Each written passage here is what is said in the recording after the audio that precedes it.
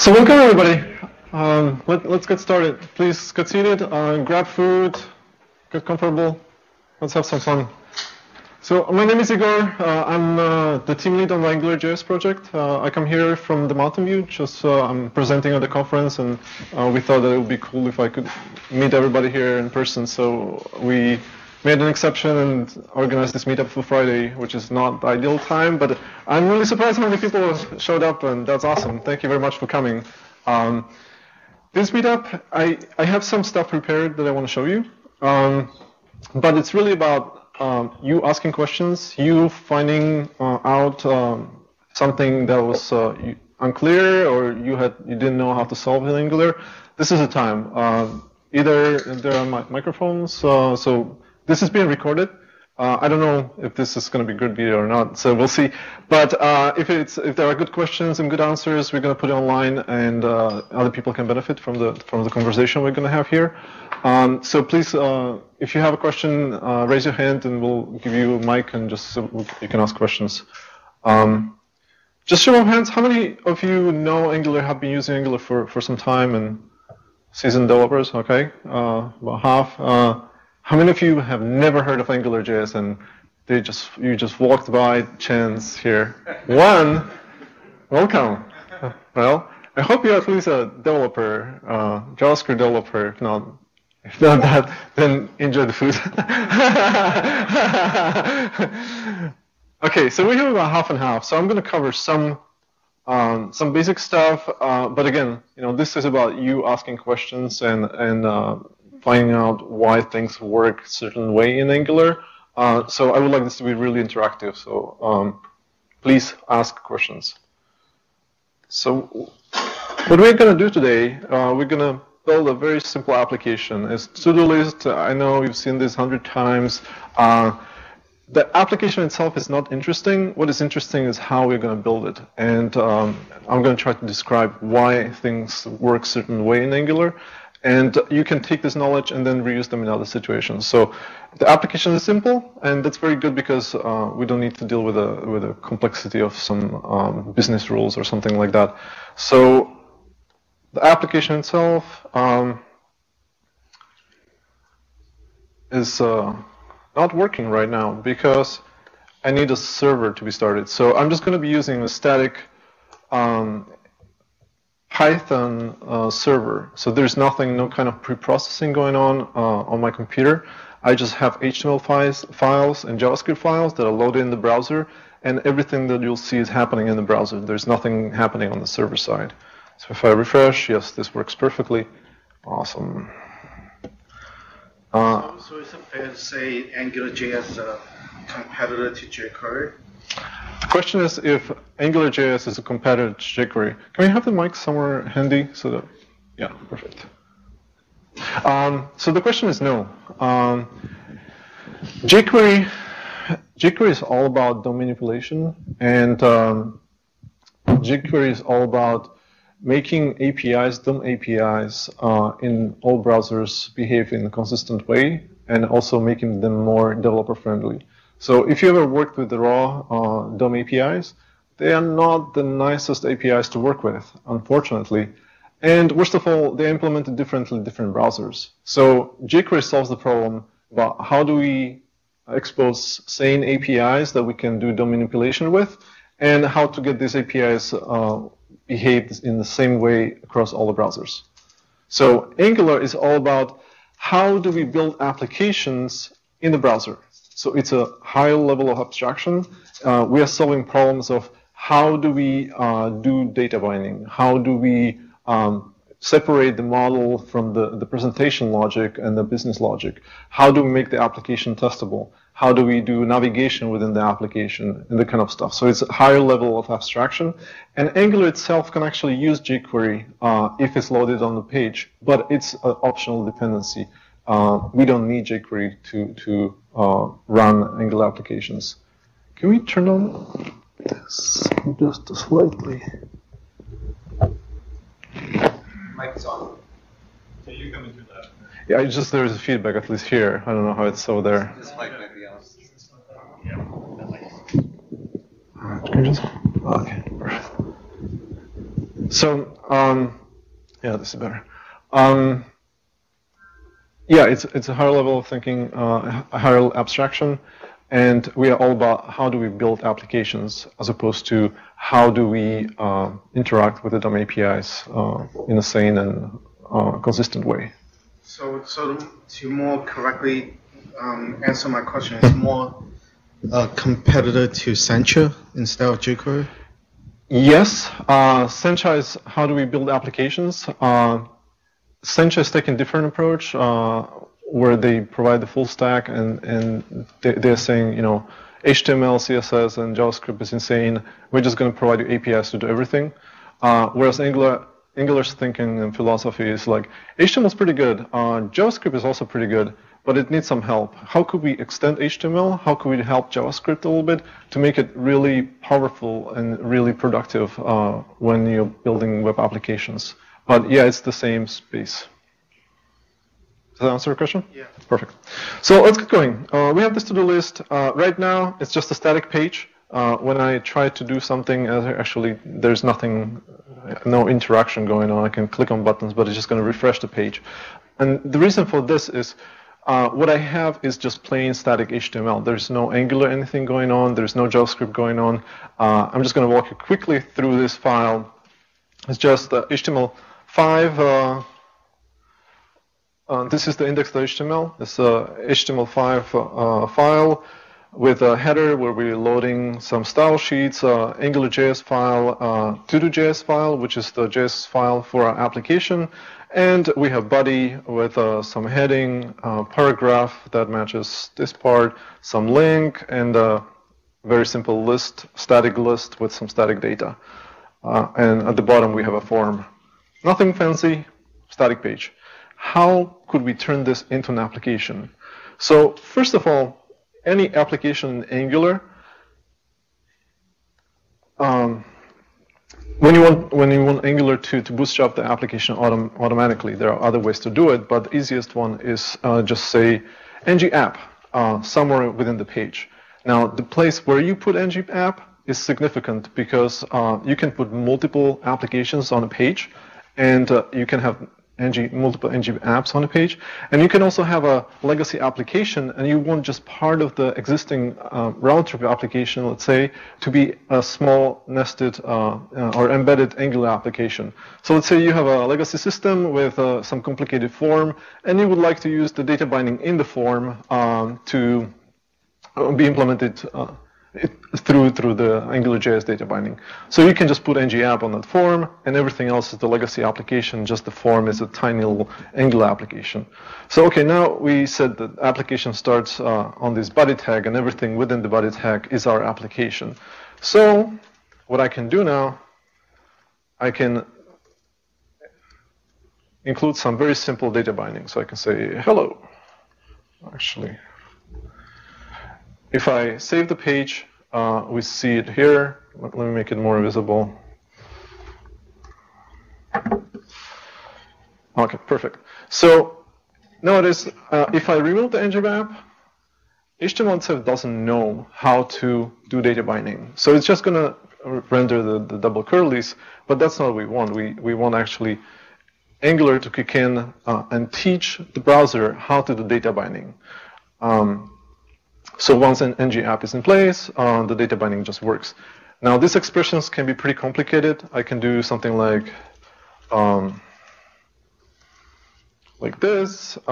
So we can concatenate strings. I can run it through a filter, and it's going to be uppercase. In this case, we have different filters. But these expressions can be complicated, but there are some limitations as to what you can do within these expressions, and the reason for that is we don't want you to put too much stuff into the template.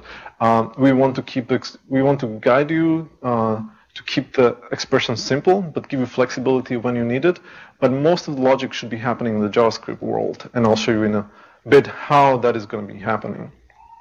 Okay, so we can bootstrap the application just fine. That's perfect. How would we go about rendering this list of tasks? So let's take this list. Is the font big enough? Can everybody see? Okay, perfect. So let's take this and I'm going to remove all the other LIs, and this is pretty much the template that we want. We just need this LI to be expanded.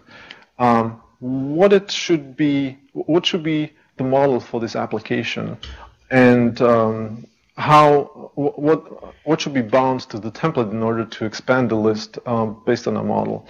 To answer that question, we need a controller. So Angular, we say that it's MVC. Some people disagree. I say MV whatever works for you. I don't care, because really you can use it in different styles. So you can make it MVC. You can use it as a MVVM. It's really up to you. So MVW. So in order for a model to live somewhere, we need a controller. To define this controller, we just put here ng controller and app controller. So the name of a controller is app controller. And now this controller should live somewhere.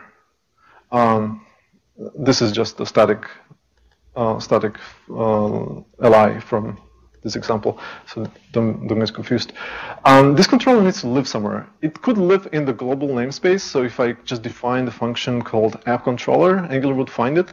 That's good for toy applications, but it doesn't really scale well for large applications because you're polluting the global window context, and you don't want to do that. So what we want to do, we want to define a module for our application. And I'm going to call this module to-do-app.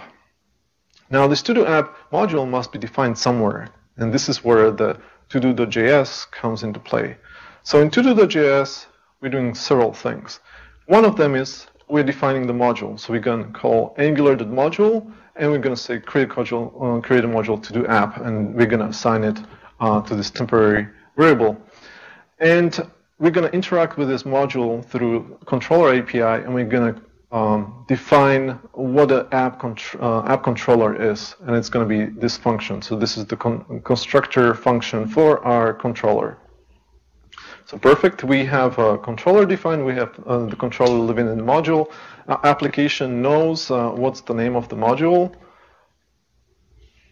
So now I should be able to get hold of this module somewhere, and specifically get the model that is defined in our controller, get hold of that model in the template. So in our controller, there are these 4 lines which are defining an array of objects. Nothing too fancy going on. This is just native JavaScript, but this line is interesting. So we're saying scope.items equals items. So we're taking this array and we are assigning it onto the scope object under the items property. Now, what is this $scope? So it's something that comes through the constructor of our controller. And scope is, you can think of it as a context. It's a context that is shared between the controller and the template. And through this context, the controller can expose the model and event handlers that are then available for data binding in the template. So, okay, we should have items model in our context and available in the template. So if I do something like items, it should do something. Oh, look, it does. It's actually going to print the object. So we have the model wired properly, the template sees it, and we can actually do something interesting with it. So what I'm going to do is I'm going to take this LI, and I'm going to use repeating construct or looping construct in our templating language called ng repeater. And I'm going to say repeat over items,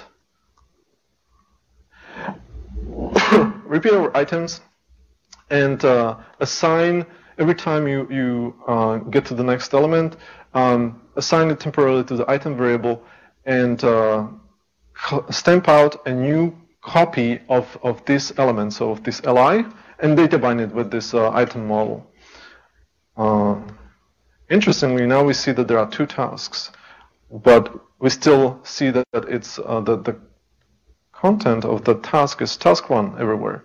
And that's because we didn't data bind to the text. So I can do item.text, and all of a sudden we have 1 plus, 2 plus, and if we check the model, that's what we see here. So, okay, we have 2 items in our list. Let me change this just slightly. But if you look at the model carefully, you see that one of the tasks is done and the other one is not. But both of our checkboxes are unchecked, so they don't really represent the state of the model. And the reason for that is that we forgot to data bind input box, the checkbox, to this model. The way I'm going to do it is through ngModel.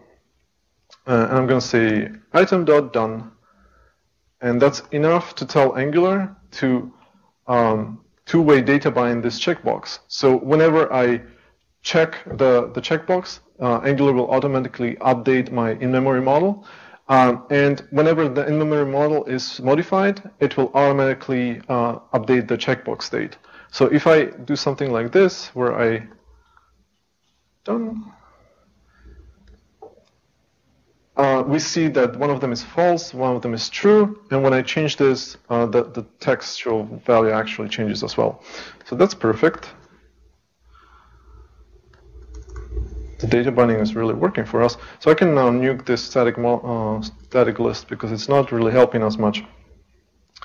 Are you hitting refresh, or is it just doing it outside? No, so I'm actually looking using live reload. It's an extension for Chrome. There is a server watching the file system, and whenever I save, it's going to send a signal to browser to reload the file. So I'm not that fast. I wish I was. But I have tools that make me look cool. So. Now that you've told us. Well, no, you can look cool. Just don't tell anybody else. Don't tell anybody else. Okay, so we have this static list. How about this part of the application?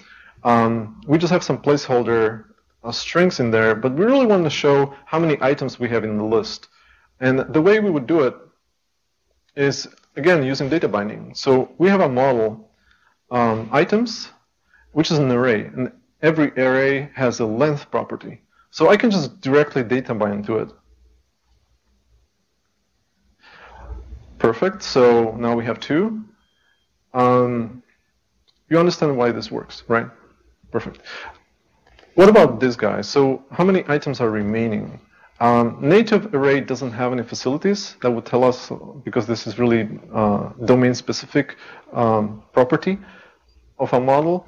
So we need to calculate this somehow. And it would be cool if we had a method that we could just call and that would calculate it for us. And it actually works. And the reason why it works is because I already implemented this method. So let's see how this method is implemented. I have the scope remaining. I'm assigning a function to it. So I'm saying there's going to be this function, which when you call is going to calculate how many items are remaining. And there are just 3 lines of code. I'm using the ECMAScript 5 reduce function or method. For those that are not familiar with this, this is just a native method available in modern browsers. And I'm just going over the array, and I'm just checking which items are done and increasing the counter if the item is done. The end result of this is a number of done items. So this works perfectly. How about adding something to our list? So right now, if I try to input something into the input box and I hit enter, nothing happens. So let's implement this functionality of adding stuff. If you check another item, the remaining would be recalculated to Oh yeah, sorry, I should have showed that. Yes. Yeah. Yeah, question?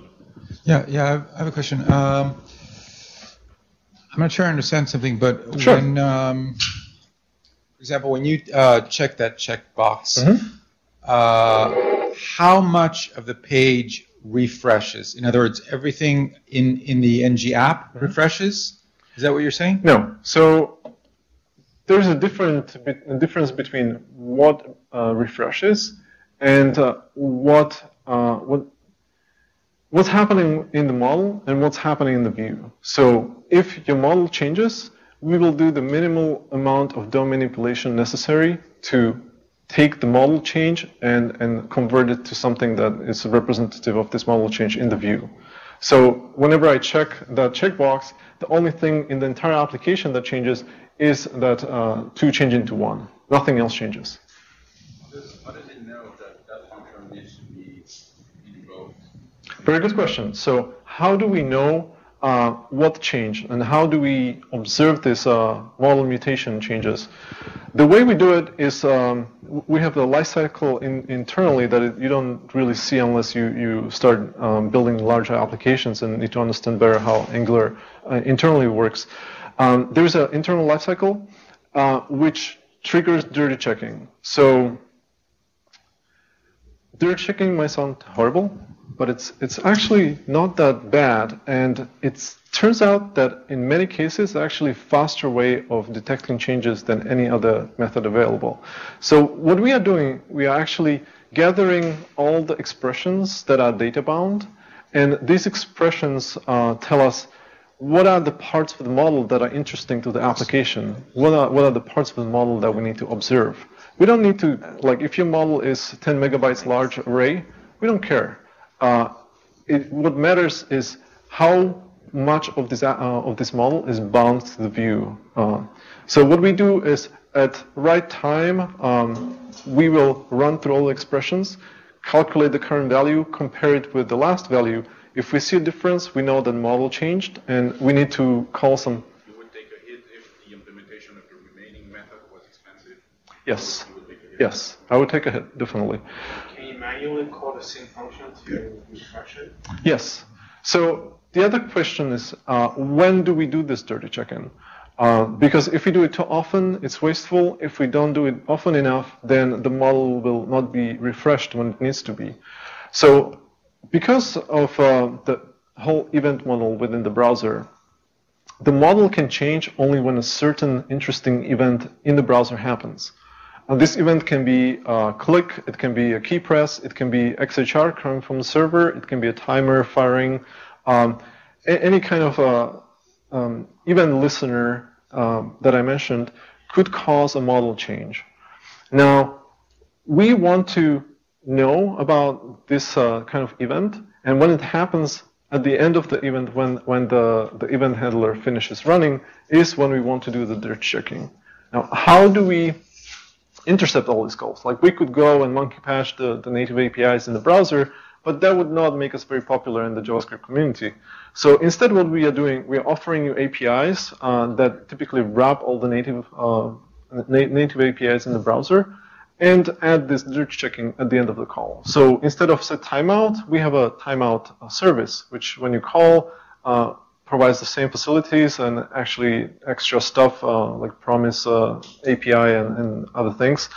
But anyway, if the timeout fires through this defined through this API, at the end of the event handler, we will do the dirt checking. We'll figure out which expressions are dirty, and that will trigger all the action functions which will go and update the DOM.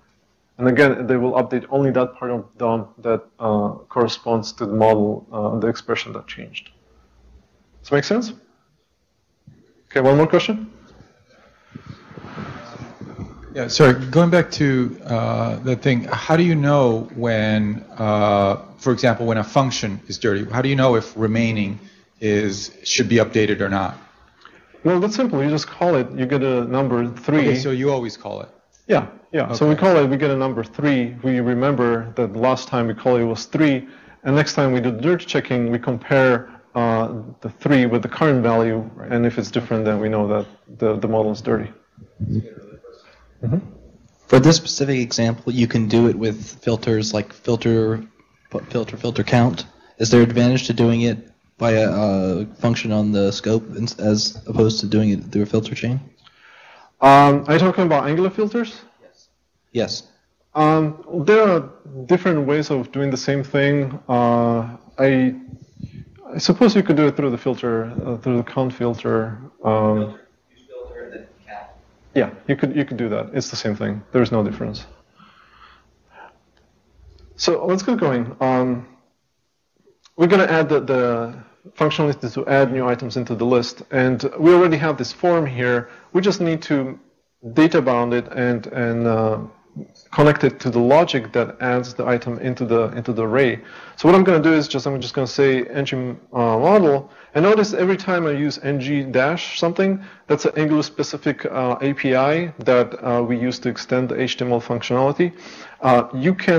These things are called directives, and it's something actually that you can write yourself. All the APIs we needed to implement all these directives are exposed. So we think that Angular core should stay small, but we should give you all the APIs you need to expand on the vocabulary that we provide out of the box. So I'm just going to say ng model, and I'm going to say new item.text. So this is going to be data bound to object with the text property, and ng click add new item. So what I'm doing here is I data bound the input box to this new model, and then I put ng click directive on the button, and when the button is clicked, we're going to call add method and pass in the new item that was created through this input box. Now you might ask, why not use onClick? The reason for that is that onClick, first of all, doesn't know anything about the internal state of the application, doesn't trigger the dirt checking that we need it to trigger. But what is more important, onClick always executes in the global window context. So everything you would want to bind to would have to live in the window on the window object, and that it would get super, super messy. So we have this concept of scoping, and that's why the object in the controller is called scope, which allows you to create these small contexts that contain only information and event handlers necessary for a particular part of the view. And we know how to execute these expressions within this context of the scope. So that's what I'm going to do. And yeah, so this works. The reason why it works is, again, I have the add function implemented here. Oops. What I'm doing is, it's just a very simple function. It takes the new item. It's going to create a new object out of that with the done set to false and the text from the input box. And we're going to push it to our array. So remember, the items is a just plain array that represents our in-memory model. And when we push the item in there, the array will grow. Because the data binding is observing the array, it will notice that we have now 3 items in the array, and it will just stamp out the new clone of the list item, and we'll data bind it to that new item. And at the end here, we're just clearing the text property of that new item, so that when I hit add, the inbox is cleared. So that works quite well. But unfortunately, if I just keep on hitting enter here, I'm adding blank tasks into my list. And that's not really what I want to do. And this would not be the best UI we would provide to our users. So what I want to do is I want to disable this functionality when there's nothing in the input box. And the way I can do that, I can just say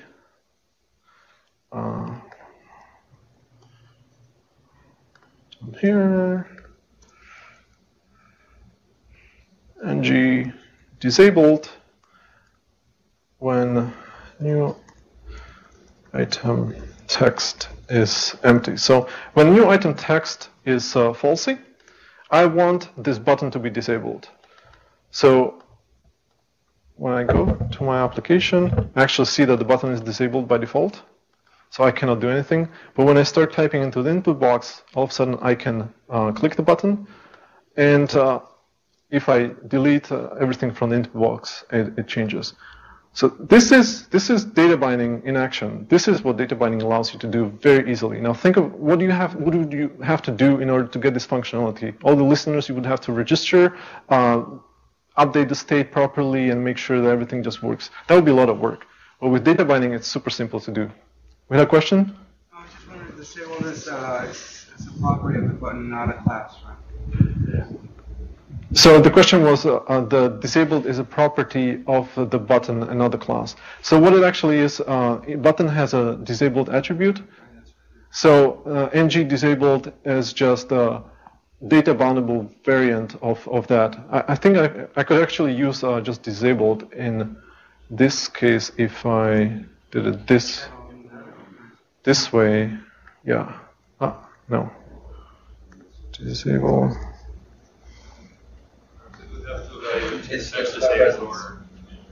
Sorry? Oh, right. So you would have to set it to disabled. Okay, let's don't do that. And the other problem with just disabled is that in IE, IE is not very friendly with this attributes that IE would basically just strip the data binding, and it would not work. So that's why we have ng disabled to just work around IE and provide some other additional benefits. The question is, can we check numeric input for currency? Yes. You could turn this input box into a number input box. You can just say type number, and now the HTML5 browsers will give you extra stuff to input numbers. If you enter something else than number, the data binding and validation will kick in and will tell you that this field is invalid, but I don't have CSS for that right now. But you can definitely check and make sure that the user is inputting the right kind of input. Okay, so we have this implemented. That's perfect. How about some form validation? So let's say I want to constrain the user input to 15 characters, because for whatever reason, I don't want the tasks to be longer than 15 characters. What I could do is I could just say max length is 15. And now if I try to enter more than 15 characters, I'm screwed. Like, I cannot do anything more. This works in some applications, but it's often a very bad UI. Like, just think about Twitter, and you're trying to write this really cool tweet, and it's like 142 characters long, and the cutoff is 140, and you just can't express yourself because you can't finish your tweet. It's much better to just let the user enter as much text as he wants or she wants, and just tell the user, hey, you entered too much, go back and edit the input and make it compliant with our requirements. So that's what we're going to do. So I'm just going to change max length to ng max length. And now, if I enter more than 15 characters, the input box turns red. Now, why? How is it possible that it turned red? The reason for that is that by specifying ng max length, I added validation to the input field. And Angular understands that, Angular understands what max length means, and when it sees the input over 15 characters, it will mark this input box as invalid, and it will mark it through CSS classes. So if we actually look under the hood into the inspector, you'll see that there is a ng invalid class set. ng invalid max length and ng invalid, these are CSS classes. So, and I have just a little bit of CSS in my application. I can show it to you right here, which says if you see an input with a class ng invalid, create a 3-pixel wide border with a red color. And the animation itself, that's just Twitter Bootstrap being awesome and just doing the animation. So actually the whole application is using Twitter Bootstrap so that it doesn't look like crap.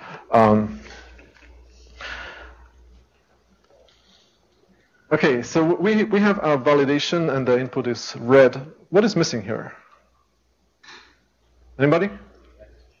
Message, yes. Like, we told the user that there is something wrong, but we didn't tell the user what is wrong. And now the user is furious because, like, tell me what's wrong. Okay, so we're going to add a message. We're going to add a simple message. I could do span, and I can just say message or item too long.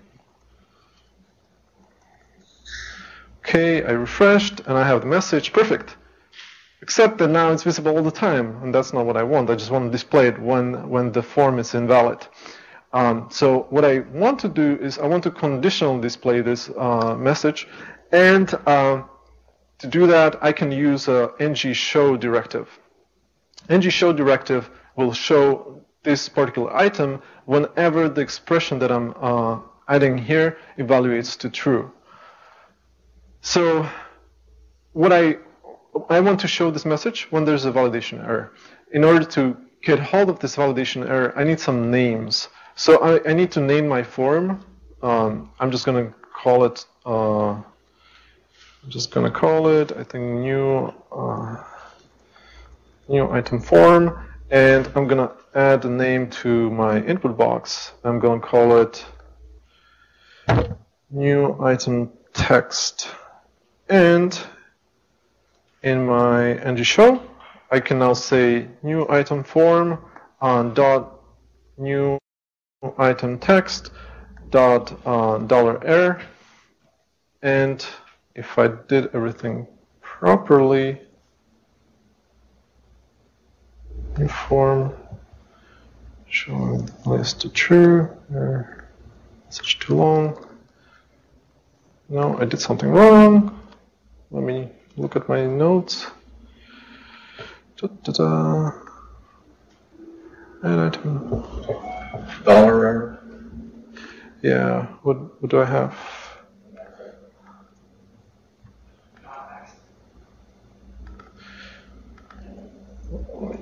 Update this guy here.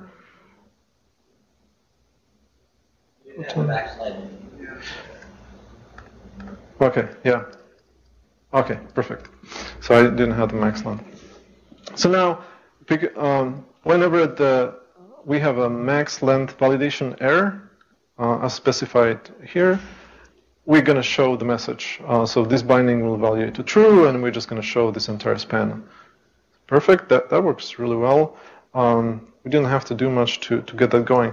And the last thing in our application is this archive link. So when I click the archive link, I should just go through the entire list and just remove all the items that have been done already. So I can just go to my archive, and I can just say ng-click and call the archive method. So the form name, is that's available in this code? Yes. So by defining the name, we're just extending the HTML because you can define form names in HTML already. We just whenever we see that there's a named form, we're going to expose all validation, the validation model associated with that form onto the current scope under the name defined in this form. What if I want to have a custom error that's like I don't want punctuation in my tasks? Sure. So you can hook into this whole thing. We provide APIs that allow you to create your own validators. You can actually create your own parsers and formatters. So you can totally hook into the whole two-way data binding machinery. And along the way, you can do validation. But if you want to just do validation, you can just do validation. You will just create a directive, and the directive exposes these APIs that you can call and add your own validation errors. So you can totally do that. Again, this is one of those things where we are trying to just provide something reasonable out of the box, but we are making it open so that you can add your own functionality that is specific to your application, because we don't want the framework to be, super huge. But at the same time, we wanted to do something useful out of the box for most of the common use cases. So I would look at ng max length and see what it's doing and do something similar. You can totally do that. You can all the code is open source, so you can just go to GitHub and check it out, see how our validation is implemented, and you can also read docs, and in docs there are some examples of custom validators, so you can do that. So the archive method, again, something that I already implemented, so we are not wasting time here. It's just using the filter method, again, something that is defined in ECMAScript 5. So it's a native method on an array. It's just going to iterate over the whole array, and it's going to create a new array with items that are not done. And then we're just going to override our items model with this new array. So very simple. So this is pretty cool, but unfortunately, when I refresh the page, everything goes away. You can see it here, like my model was reset. The reason for that is there is no persistence going on.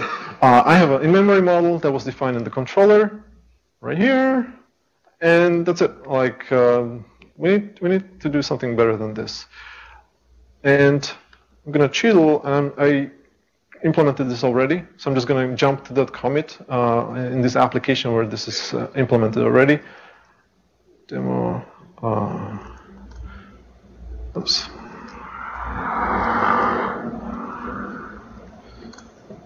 Okay, perfect. So that worked, and I'm going to walk you through the changes that were done to get this to work.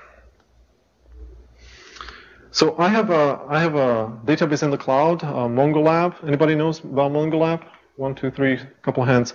Everybody knows about MongoDB. Okay, MongoDB is one of those NoSQL databases, and MongoLab is a hosted service where you have this database in the cloud, and they provide RESTful APIs to interact with the database. So I just have this database in the cloud that I'm going to talk to. I'm going to persist all the data there, and I'm going to fetch data every time my application reloads.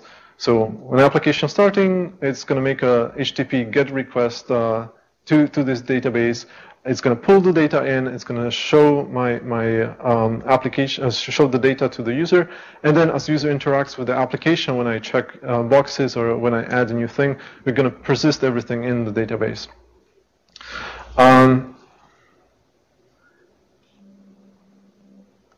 So if you look at the controller, the first thing you notice that we added a new dependency, item, and you might start to wonder. Where does this item come from, and how does Angular know how to pass this item into the controller constructor? Because obviously item is something application specific, so Angular cannot just know that the second argument in every application is going to be item. This is a dependency injection. Dependency injection is how the entire Angular is internally wired. And we also expose the dependency injection framework to applications because we think that it's really beneficial for applications to be dependency injected, and it helps with structuring of the application. People here, do you guys know about dependency injection and what benefits it provides? Anybody doesn't know? One person? So, okay, we have at least one person here who doesn't know about dependency injection. Dependency injection is about decoupling the whole application into smaller components, and more importantly, taking the dependency resolution between these components out of the application and making it something that is part of a framework. So what that means is that components themselves are not responsible for figuring out how to get hold of the dependencies that they need to get stuff done. It's something that is provided to them by a library or framework. So in simple words, in your application, you are not creating the item instance. For example, you would commonly, like without dependency injection, you would have something like new or get item, and you would have item, and somehow you would provide some dependency because you probably need a JSON parser, you need a HTTP, something that would do HTTP and some other things. So, but then the controller would know how to create this component, which means that not only the controller knows how to do its own stuff, it also knows how to instantiate all these other dependencies that it needs to do. And by knowing all this stuff, it becomes very heavy and also becomes very tightly coupled with all these dependencies. So by taking the dependency resolution out of this controller or out of other parts of the components on the application, these components become reusable, and the application can be rewired without changing anything in the components. Does it make sense? Okay. So item is provided through dependency injection, and so is scope. So you can actually take these two arguments and replace them, and our application is still going to work. It works just fine. How do we do this? Anybody wondering? Because this is like in JavaScript, it looks weird. Like you can just change things and there are no annotations. I don't understand that. How can you flip the order of parameters? How can I flip the order of parameters? The reason why I can't flip the order of parameters is that the order of parameters is not fixed. We're actually at runtime, we're inspecting the signature of this function. We are figuring out what are the dependencies that the function needs, and then we're going to look up instances of scope and item and provide them to this function when it needs to be called. And if necessary, we're going to instantiate these components, because these components are typically lazily instantiated, so the item instance doesn't exist until something in the system actually needs it. Anybody sees a flaw here? Igor, that doesn't actually work if it's minified, right? Exactly. This is not going to work when you start minifying your code, because if you run the minifier on this, this is going to be A and this is going to be B or something like that. And then the dependency injection framework will be like, well, I don't know what A is and what B is. So if you are minifying your code, you actually use a slightly different syntax. You would do something like this, scope and item. You provide the annotations as strings, and the minifier will just leave them in. You just close this somewhere here, and everything, well. Oh, I see. Thank you. Okay, so the application still works. So in an application, in a non-toy application, this is the way you would do it, so that it survives the minification. The good thing is that if you're just doing prototype and you don't care about minification, you can just forgo this. Also, in tests, you can dependency inject your tests, and tests are not minified, so you don't need to add these annotations. We're also thinking about how could we do this without the textual annotations, and we have some ideas how we could extend the closure compiler to actually understand that this is being dependency injected and keep track of the names and just do everything magically for you. Give us a couple of months and hopefully we'll have something like that, which would be really cool. But let's look further down here. So we have this item. So we talked about how do we get hold of this item, and we haven't really talked about what this item is. The item in this case is a RESTful client that allows us to talk to the MongoLab database and persist this item resource, an entity of this resource, as well as query the database for all the items in the database. So this single line here, and let me actually break it up so that it doesn't look like I'm doing too much.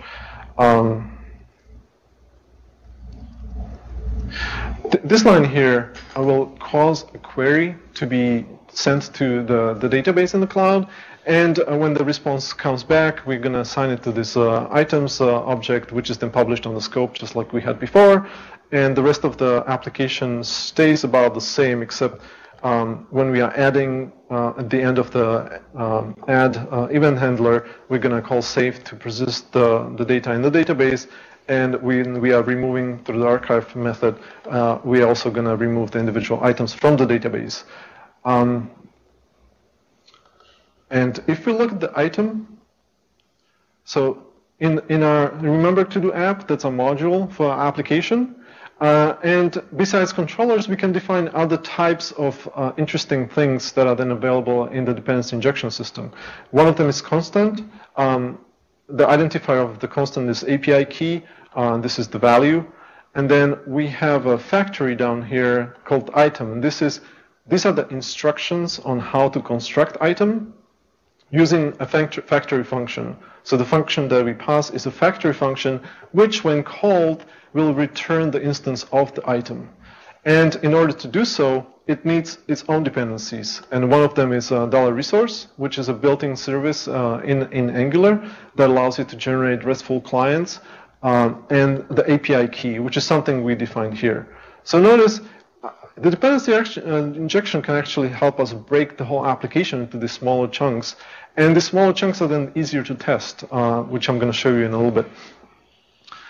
The rest of this, the way how we generate the RESTful client is not that interesting. We're just calling resource. We're passing the database information into it, and this will generate the RESTful client that has query method, save method, and other methods that are necessary for persisting the data and fetching it from the database. But at the end, we are going to return this item, and this is what will be then injected into our controller when we ask for item.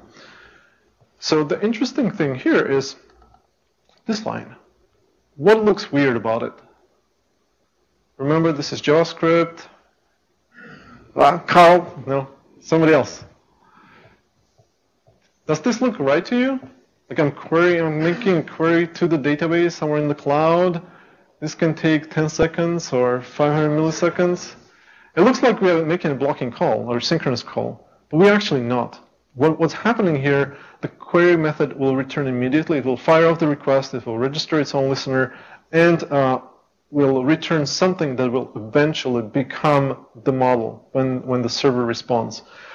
So what we are getting is this bucket, this placeholder that we can, in the meantime, put on the scope, data bind to it, and just wait for the data to just appear in the bucket.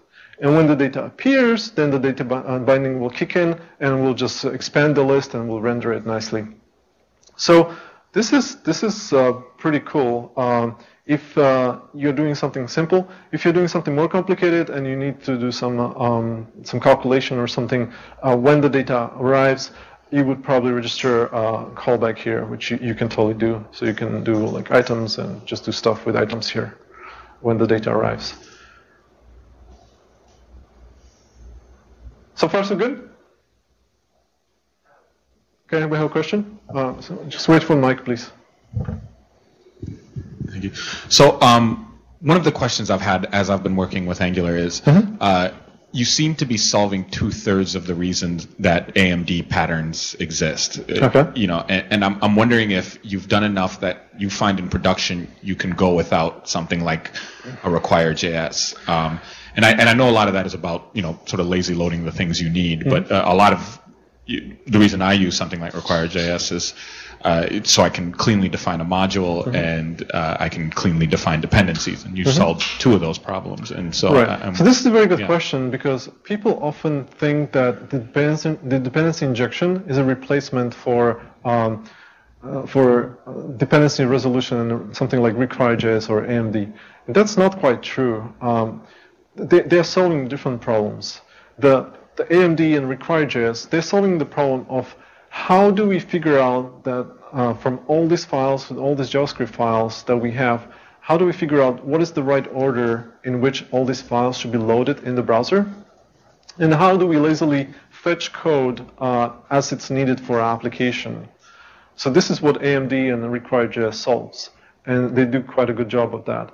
Dependency injection is all about how do we instantiate, not load code, instantiate instances of our components from this code that was loaded by writeup.js. And how do we provide context for all these instances so that we don't have a whole lot of global state. Global state is usually very bad for large applications that need to be well structured, and it's really bad for testing, because if you have testing and you have a lot of global state, that means you need to do a lot of monkey patching, you need to do a lot of cleanup in between tests, whereas if you have something like dependency injection, where there's this dependency injector, which is the context for all the instances for your application, you can just throw away the injector in between tests and recreate the injectors from scratch. And every test can start from a good state, and that means the tests are not going to interfere with each other. So they're solving different problems, and they actually complement each other.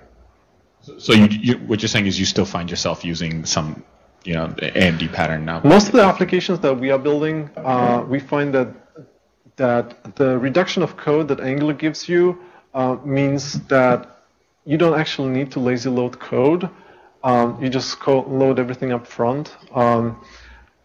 You could definitely, and there are some cases, like Charles could talk about their application, which is very resource sensitive, and they want to load only those bytes that are really necessary. So you can definitely do that if you want to. I'm just saying it's not a common use case for the applications that I'm building.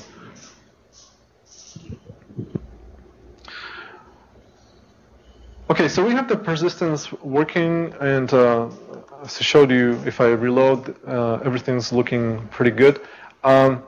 Let's look quickly at our testing story. Like, how would we go about testing this stuff? In Angular, we think that in order to build large applications with JavaScript or with Angular or with JavaScript in general, you need a really good testing story, because not only that there are these browser inconsistencies that you need to deal with, but it's a dynamically typed language. It's very easy to make typos. It's very easy to just get something wrong.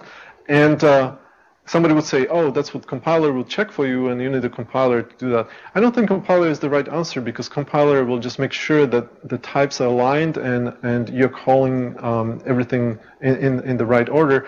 But it's not going to check if the application is conforming to the business specification. It's not.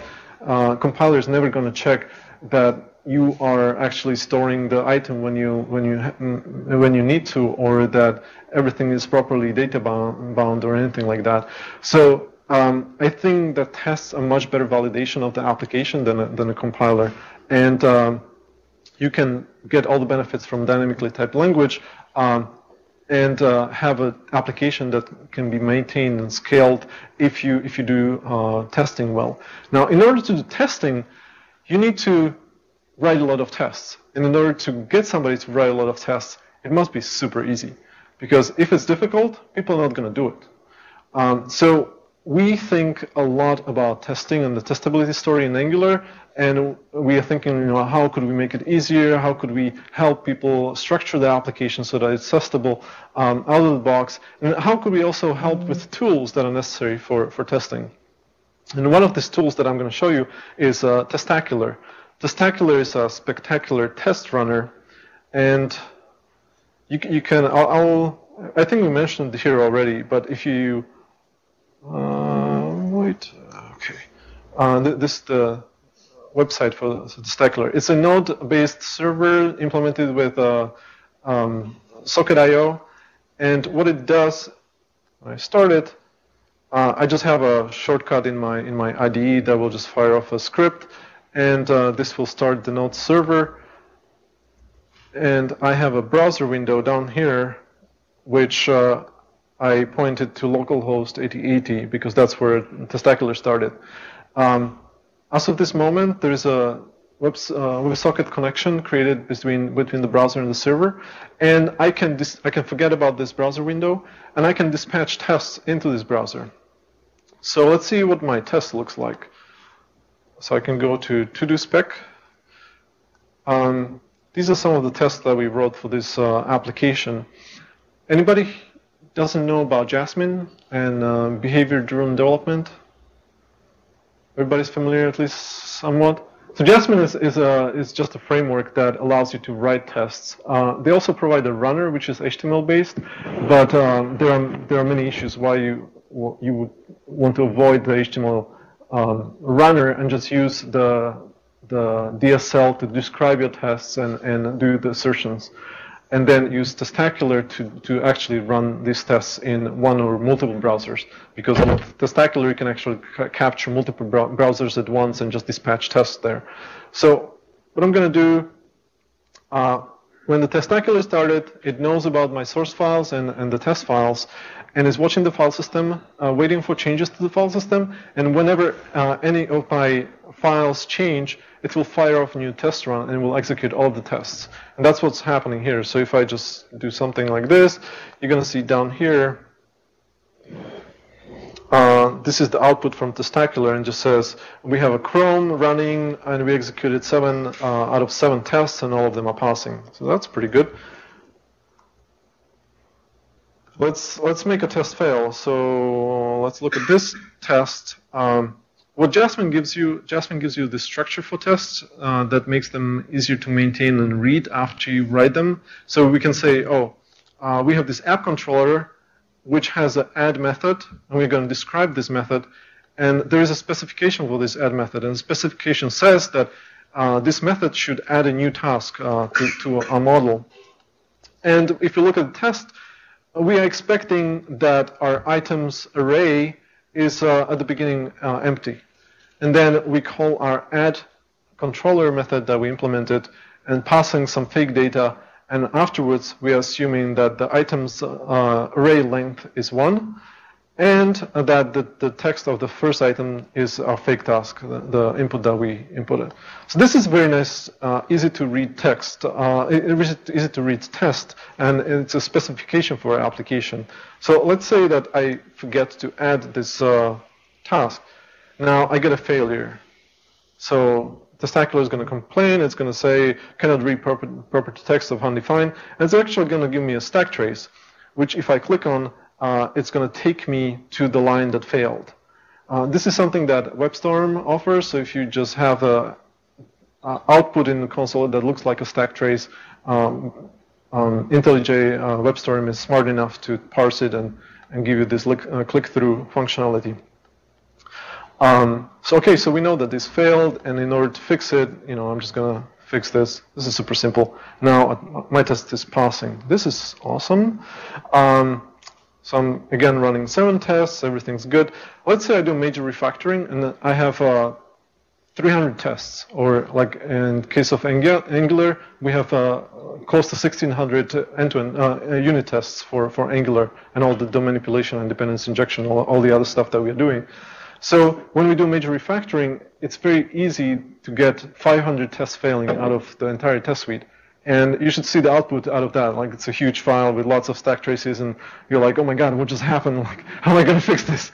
So you usually have some clues about where to start fixing. And what we help you with is you can narrow down the tests of interest that should be run. And I can just say, instead of describe, I can do dedescribe. And now only the 2 specifications within this describe here are going to be executed. So that's what I have down here.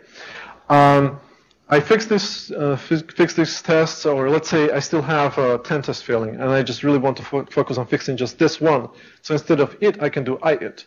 And I have this one test now running, and every time I change something in the file, only this single file will be executed. A single test will be executed.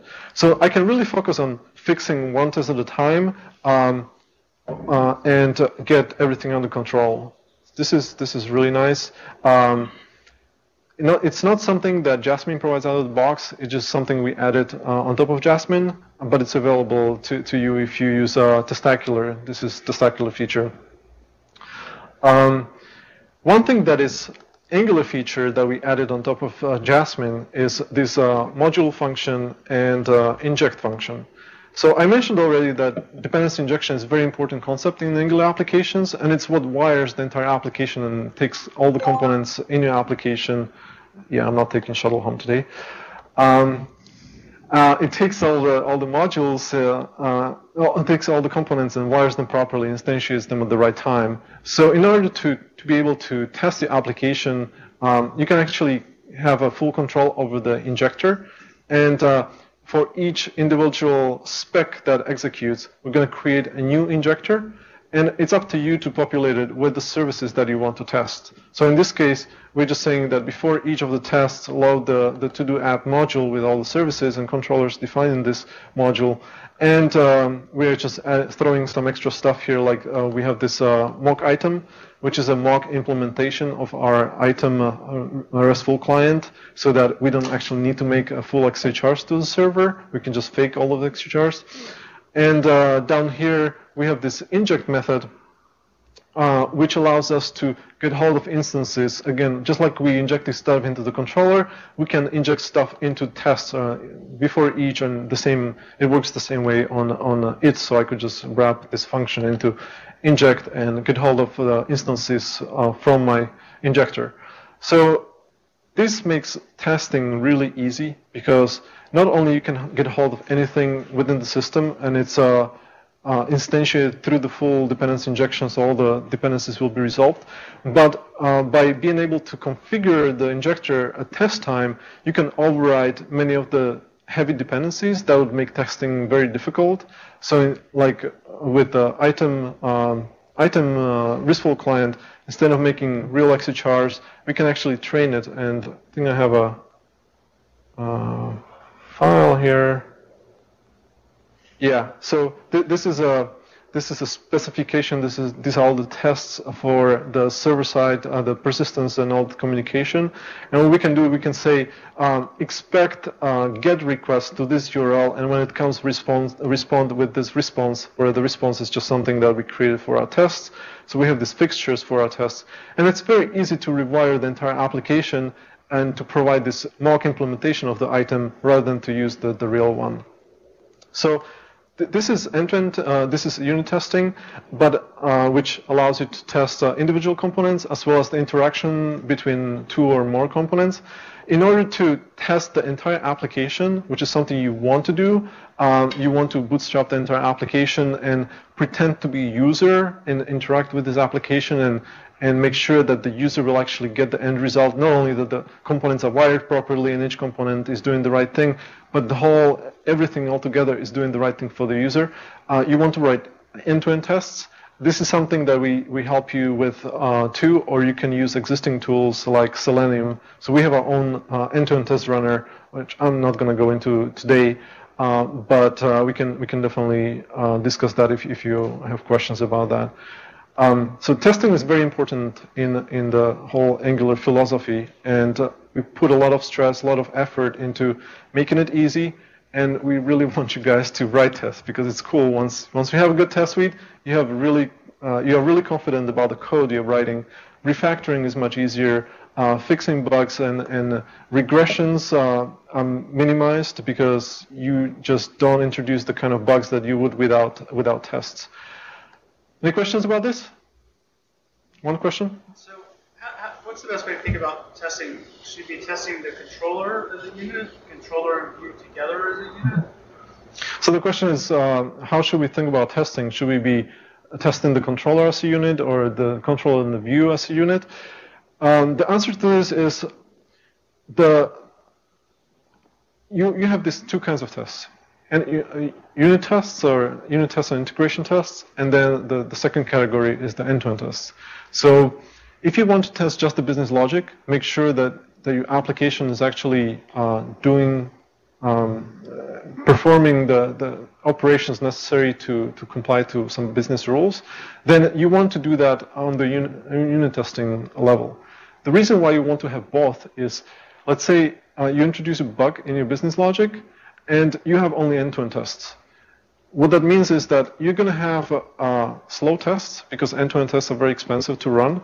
And when there is a failure, there is such a huge surface in your application that to narrow it down to a particular line is very time-consuming. No, but specifically with Okay. attachment, are you testing controller only? So I'm actually testing everything. So I showed you just the controller spec, which is this file. I'm going to provide all this code so you can read it. So every method in the controller, as well as the constructor itself, is being tested. But I also have tests for the Mongo app, the persistence, and the item. This is actually the item service that we created. So this is the test of that, and I don't have any other components in this application, but if I had, I would have one file for each of the components that would test that. All right, so that makes it clear. But so do you write unit tests against the view, or is that not in scope? That's not. So you don't want to take get view involved, and this is actually a very powerful feature of data binding because the controller doesn't know about the view. Like if you look at the controller, there's nothing about DOM manipulation. There's nothing about how do we get hold of the document or do anything with the DOM. You can test the controller without even having any kind of template associated with it. That makes tests very fast and very easy to write, and there is no cleanup to do after your tests are finished. If you are writing directives, which is like the entry repeat and these things that do DOM manipulation, you definitely want to do testing against the DOM. And I could show you some examples. It's not that difficult to do. Actually, I don't have anything set up, so I'm not going to go. But we can talk about that offline if you're interested. It's very easy to just instantiate a little piece of DOM, compile it with our APIs that we use internally to compile the templates, and then just interact with the view kick off data checking when necessary, change the model, kick it off again, check was that change propagated to the view. That's how all of our domain manipulation is tested. And then the end-to-end tests are for the entire application to figure out. Any other questions about this? Nothing? Okay, so I have just two more things with this application that I want to show you. One is routing.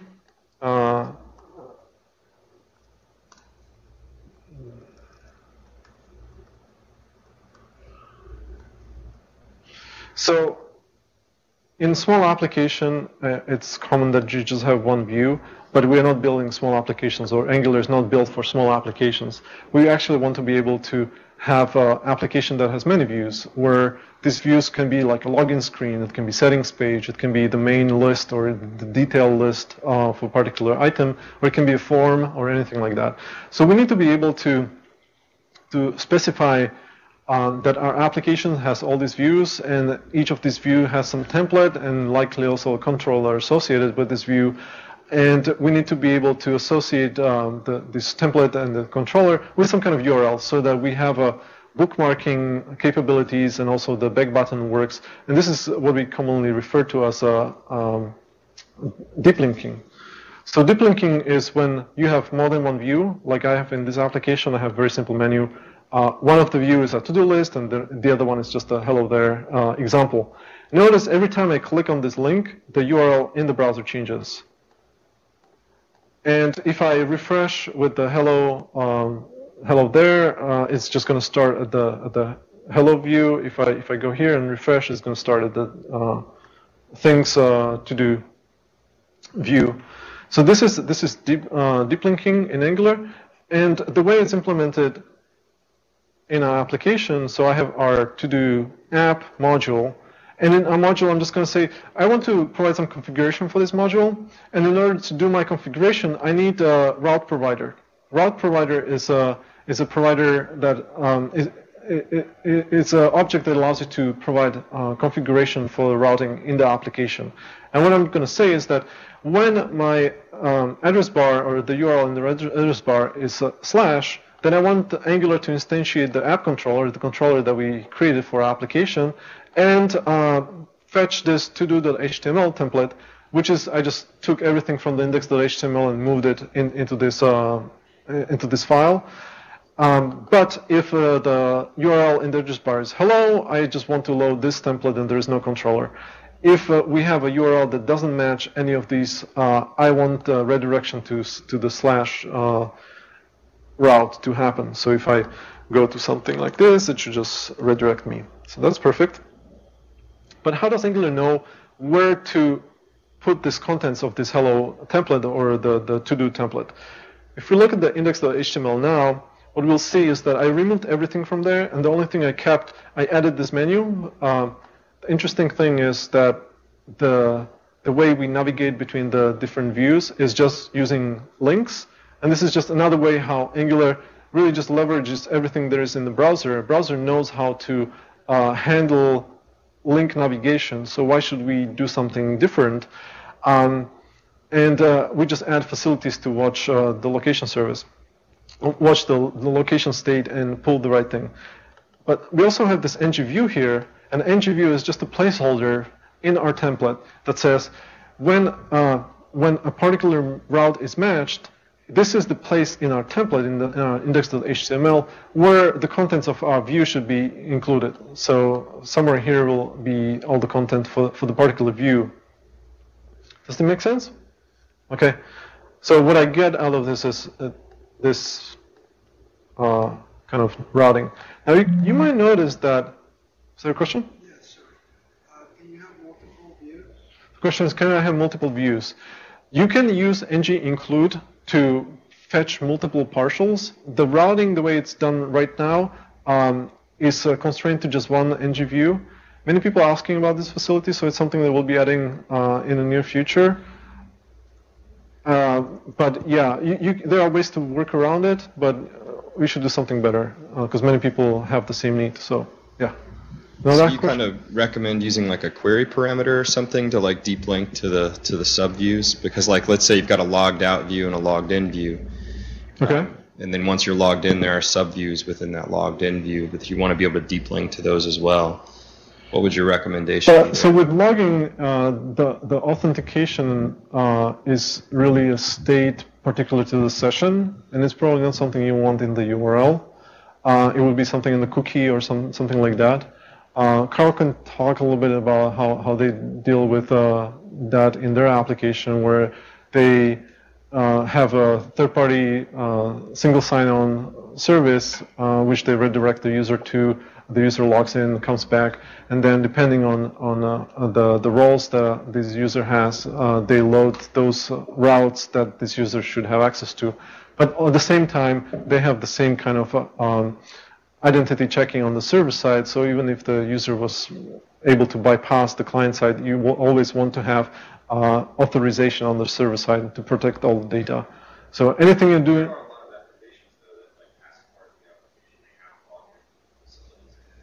Like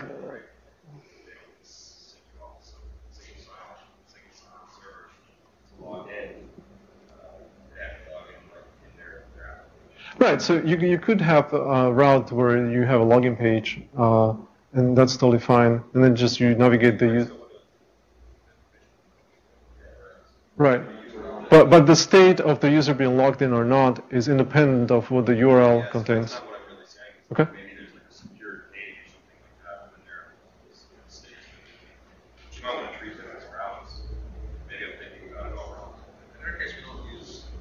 Can you use the mic, please? In our case, like we do restrict what routes are available based on the user's permissions. We do that at setup time after we get our response back from the third-party login.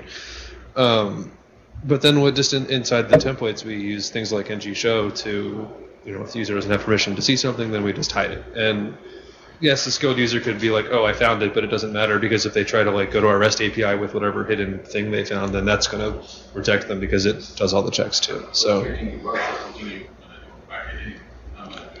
well, we restrict the routes. Well, the routes within the UI, because you see these routes here are basically we just make it so they'll see like a 404 on the UI when they try to go to the wrong hashbang URL, rather than them getting like a page that just doesn't work.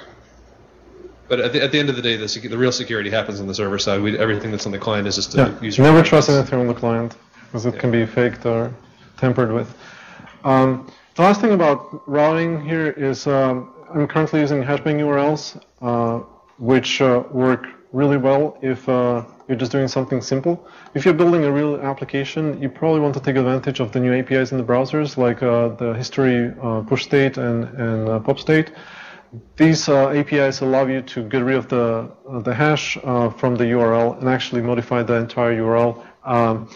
In order to use these facilities, you have to opt in Angular. There are APIs, like 2 lines of code that you need to write to get that going. The reason why you need to opt in is that you need to have the server cooperate, and it needs to do some rewriting of URLs on the server side, which is very simple, and you can check the documentation on how to do that.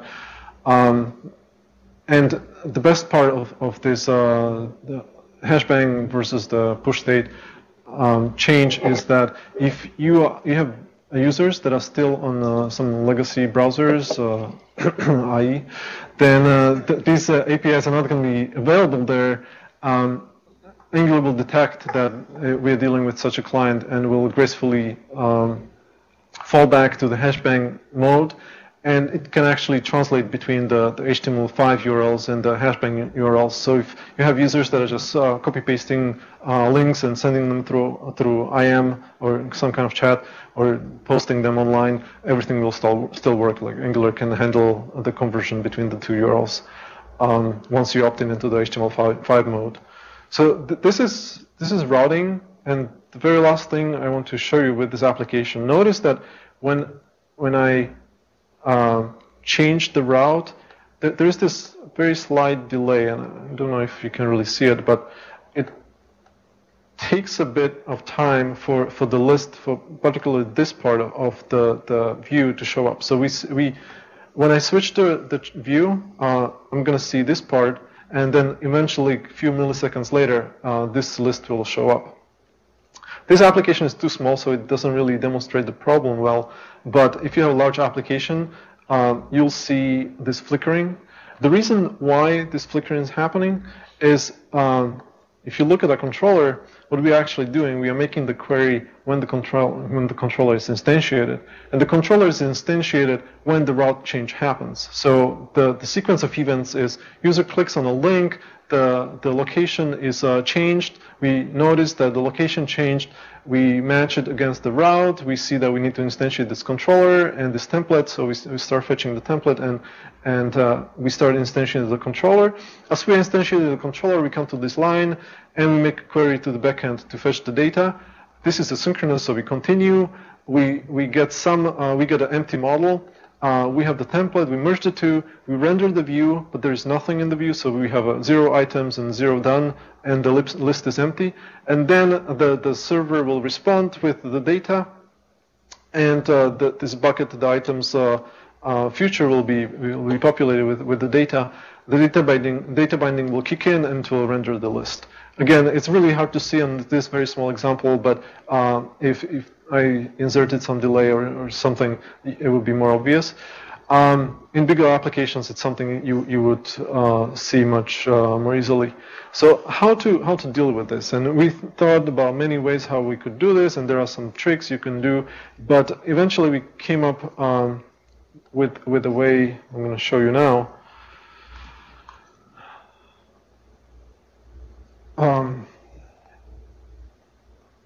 Are you familiar with promises and deferreds and queue library and that kind of stuff?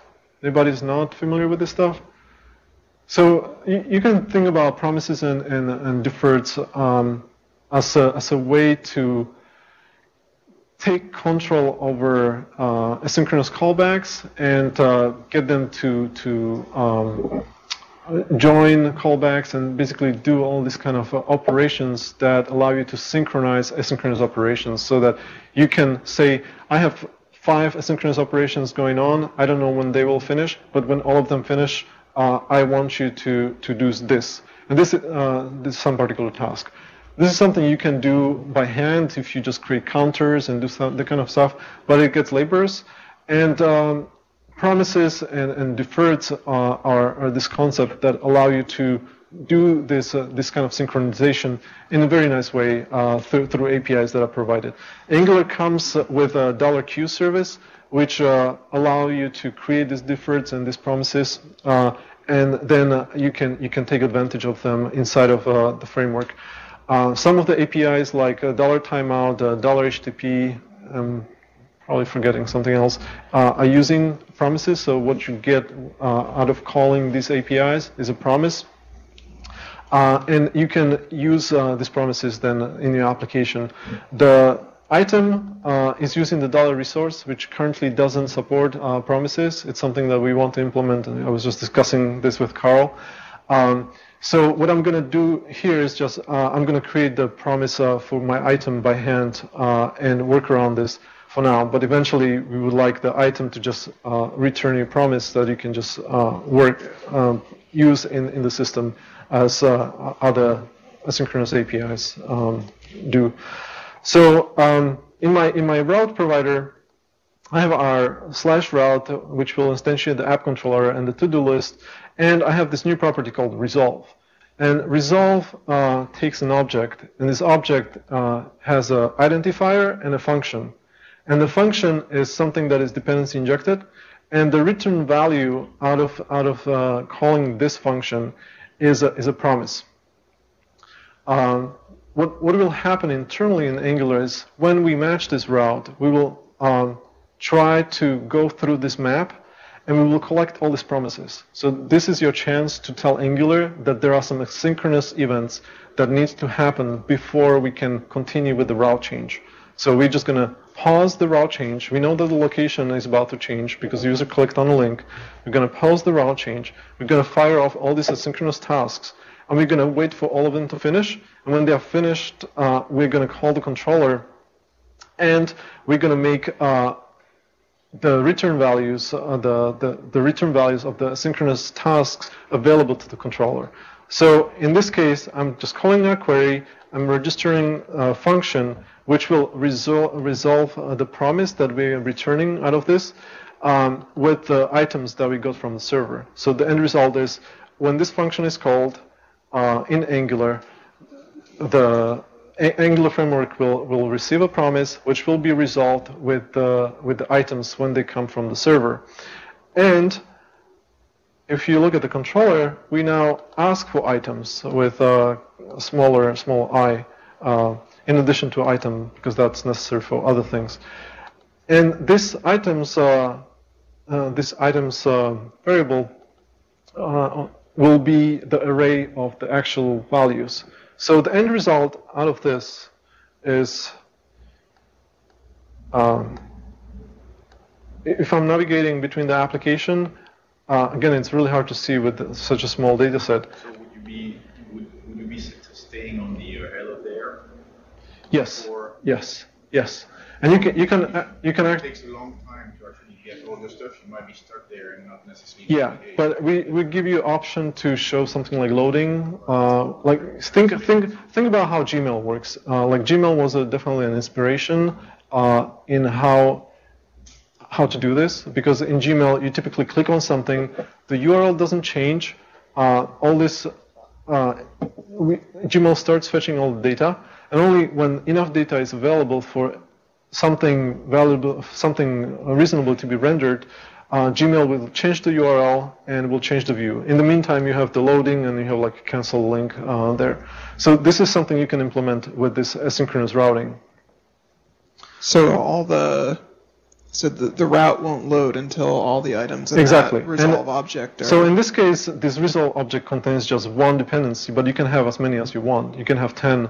I'm not saying that having 10 dependencies is a good thing, but you can have multiple of them. And everything will be just synchronized. It's going to wait for all the data to be arrived. It's actually up to you. If you want to just, let's say you have 5 dependencies that you need to fetch from the server, but only 3 are critical to show something reasonable to the user, you can say, you can define in this resolve parameter, you can define 3 of them and fetch the 2 lazily from the controller when the controller is instantiated. So that's an option. So this is something that was added to Angular just recently, and that's why I'm showing it to you, because probably nobody here knows about it. Carl? I mean, I know of it.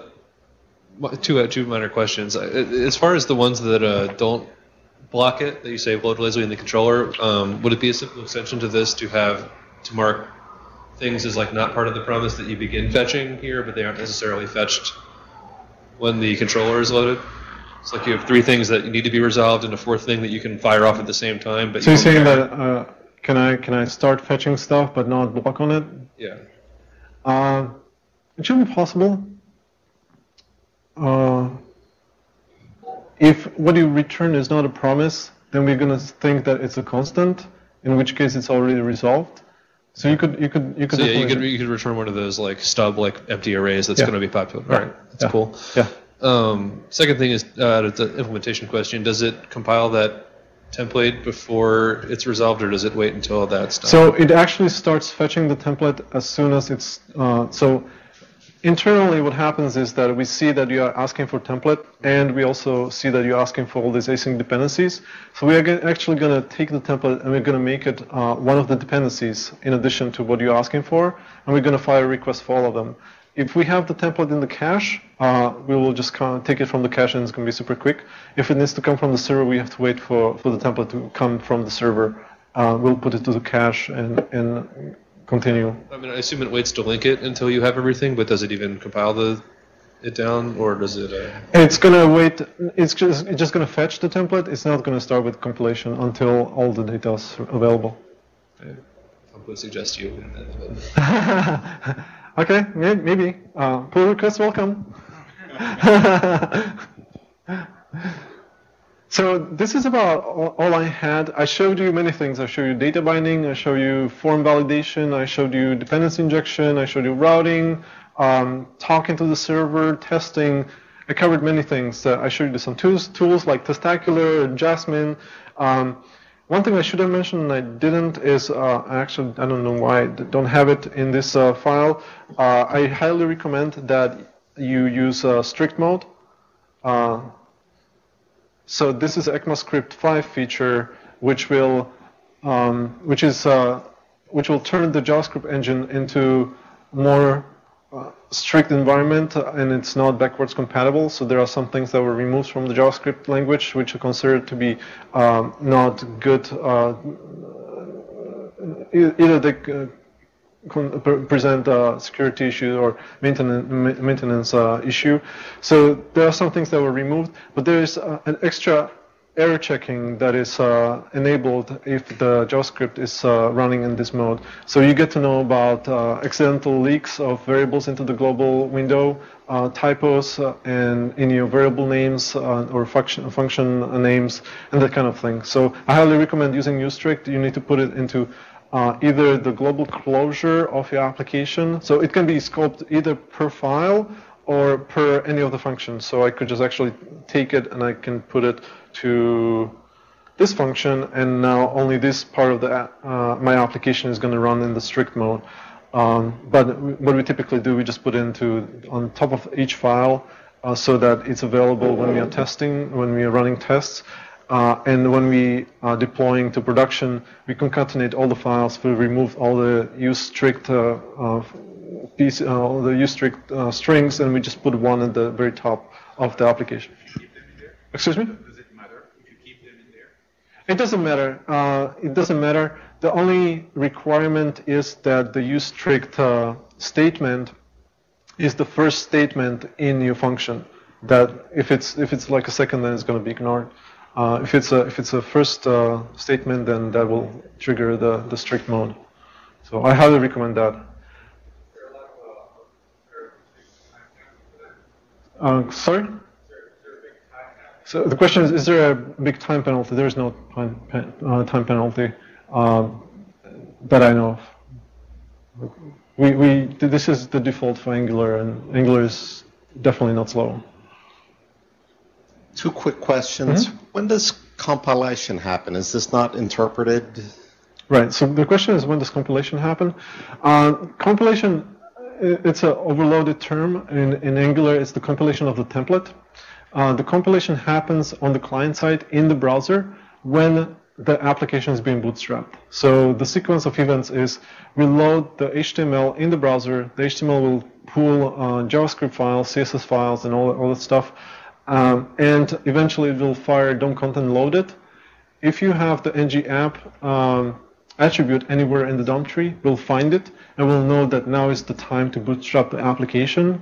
And if you provide the module name, then we know that this is the module definition for the application. And Angular will take this module, will create a new injector. We'll configure the injector with this module. If you don't have a module, then just assume that there are no custom services, and just going to default to those services that are provided with Angular. And once the injector is created, we will take the root element, the element on which the ng app attribute is defined, and we're going to compile it with our compile service. So that's something that injector knows how to create and how to instantiate. And we just pass in the root of the application. That will trigger the compilation. The compilation is really us traversing the DOM tree and looking for these interesting directives.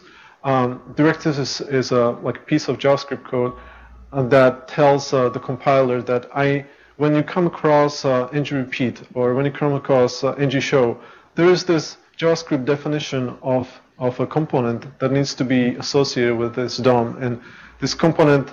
This JavaScript then typically registers event listeners or does some DOM manipulation or does the data binding and all that kind of stuff. So as the application is starting, we will compile the entire template. We will come across ng controller, for example, which will cause the instantiation of the controller, which might fire off XHRs and all that stuff, populate the model, and as we go further down, we see all these data bindings, and if we see the model to be present, we update the DOM. If not, we just wait for the model to change, and when the model changes, we update the DOM then. Does that answer the question? Wow. There is a lot of stuff going on when the Angular application bootstraps. Is actually quite impressive when you just take the debugger and just go through the whole thing, because there's just like so much covered under the hood, and it actually makes sense. Like the dependency injection really cleaned up many of the things that happen in Angular internally, and also helps your application when it starts. The other question I had is, I'm on the Dart mailing list, and there's been a lot of activity there, and obviously that's a very different approach from this. And I don't know if the boss is here, and I don't want to get you into trouble or anything, but I just wanted you to comment on this approach versus, say, Dart. They're just two different. Like, I don't think that they really. It's not like it's a competition or anything like that. They're trying to solve a problem of. We think that JavaScript is a wrong language for building large applications, whereas, and they want to solve the problem by creating a new language that is optionally statically typed and has all these facilities that would allow you to do compile time checking, all that kind of stuff. So they think that that's the answer to creating large maintainable applications. We, on the other hand, think that JavaScript is actually a pretty neat language. It's the DOM manipulation and handling all these events and just generally just the interaction with the DOM that really sucks. And that's the problem that we are solving. So yeah, you could see that there is some overlap, but we are really trying to take the existing browser and make it just work better for building web applications, whereas the Dart team is building a new language that can solve some of the problems that Angular can solve, or they because of the nature of the language and the VM that they're going to provide, they can be able to solve problems that are currently out of scope of web applications on the client side. So many people ask if Angular is ever going to be written in Dart. My question is, I don't know. Right now we're focusing on the JavaScript implementation, and Dart is missing some of the facilities like reflection and some other things. Many of the things in Angular are done at the runtime, and we need to really introspect. There's a lot of introspection of code happening at runtime, and Dart just doesn't have these facilities right now, so I don't think it will be feasible with the current version of Dart to implement anything like Angular. I think there was a question in the back.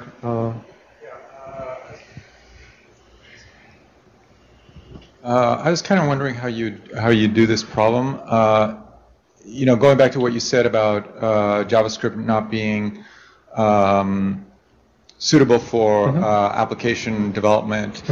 I mean, some of the things you said, your whole talk almost seems to contradict that. But going back to something more specific, suppose I wanted to have an NG app that gets started and stopped. In other words, I want to have a span that somehow gets loaded with a certain NG app, and sometimes later gets unloaded, or another NG app gets started. Is that at all possible?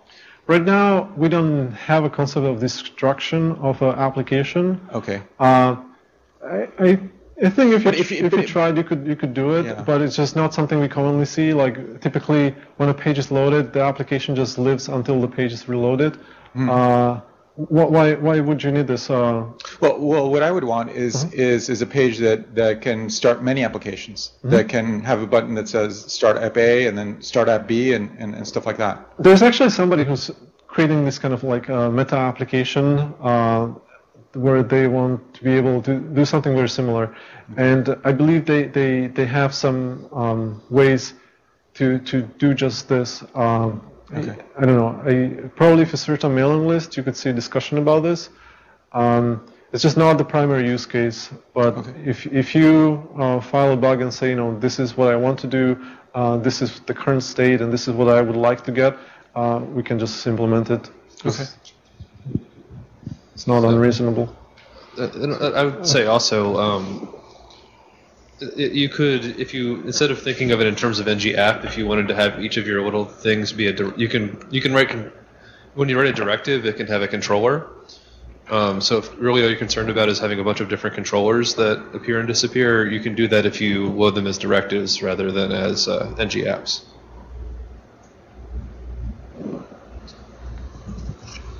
I've heard this secondhand, but how did Angular become a Google-sponsored project? So there's this crazy guy at Google on my team called Mishko Haveri, and he was in his free time hacking on this cloud-based service for web designers that would allow web designers, not developers, web designers to build applications with nothing but HTML and an extension of HTML.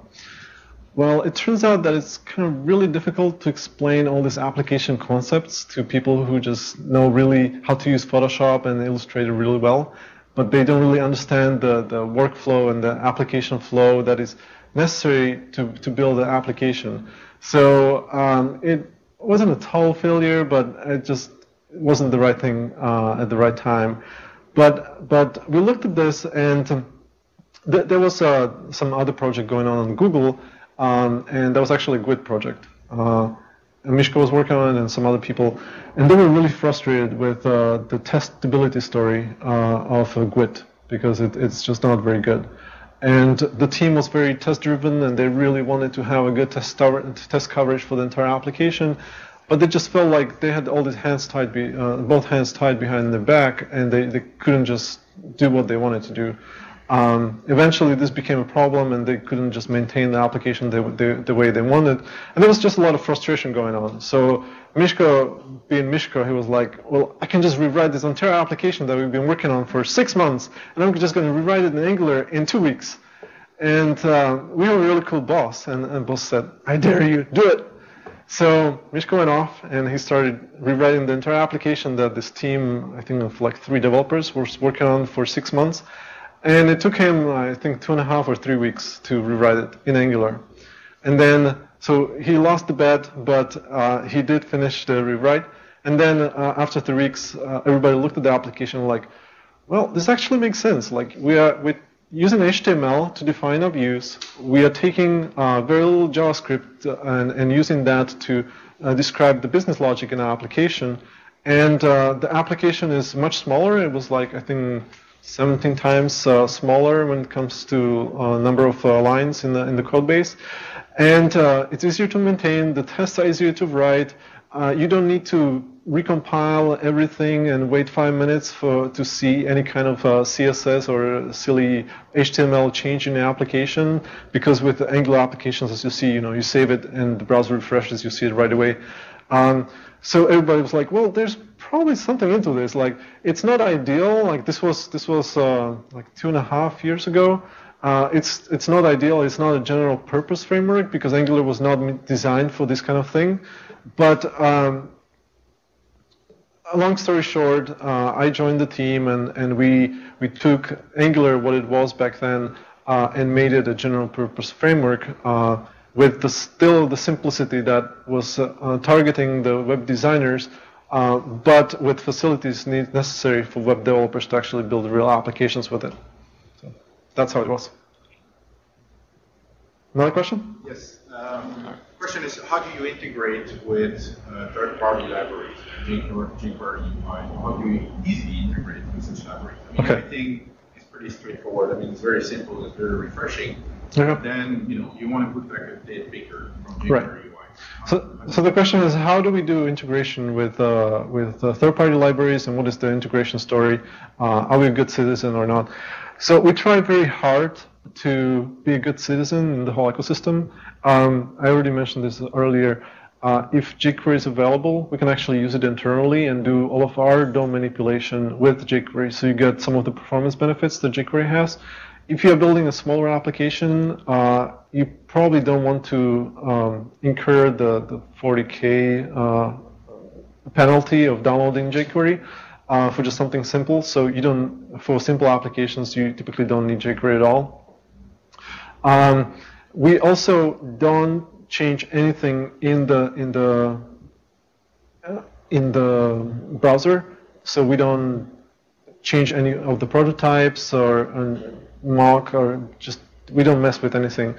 And we also stay just within the ng app container that you defined, so you can integrate your other application parts can live outside of it.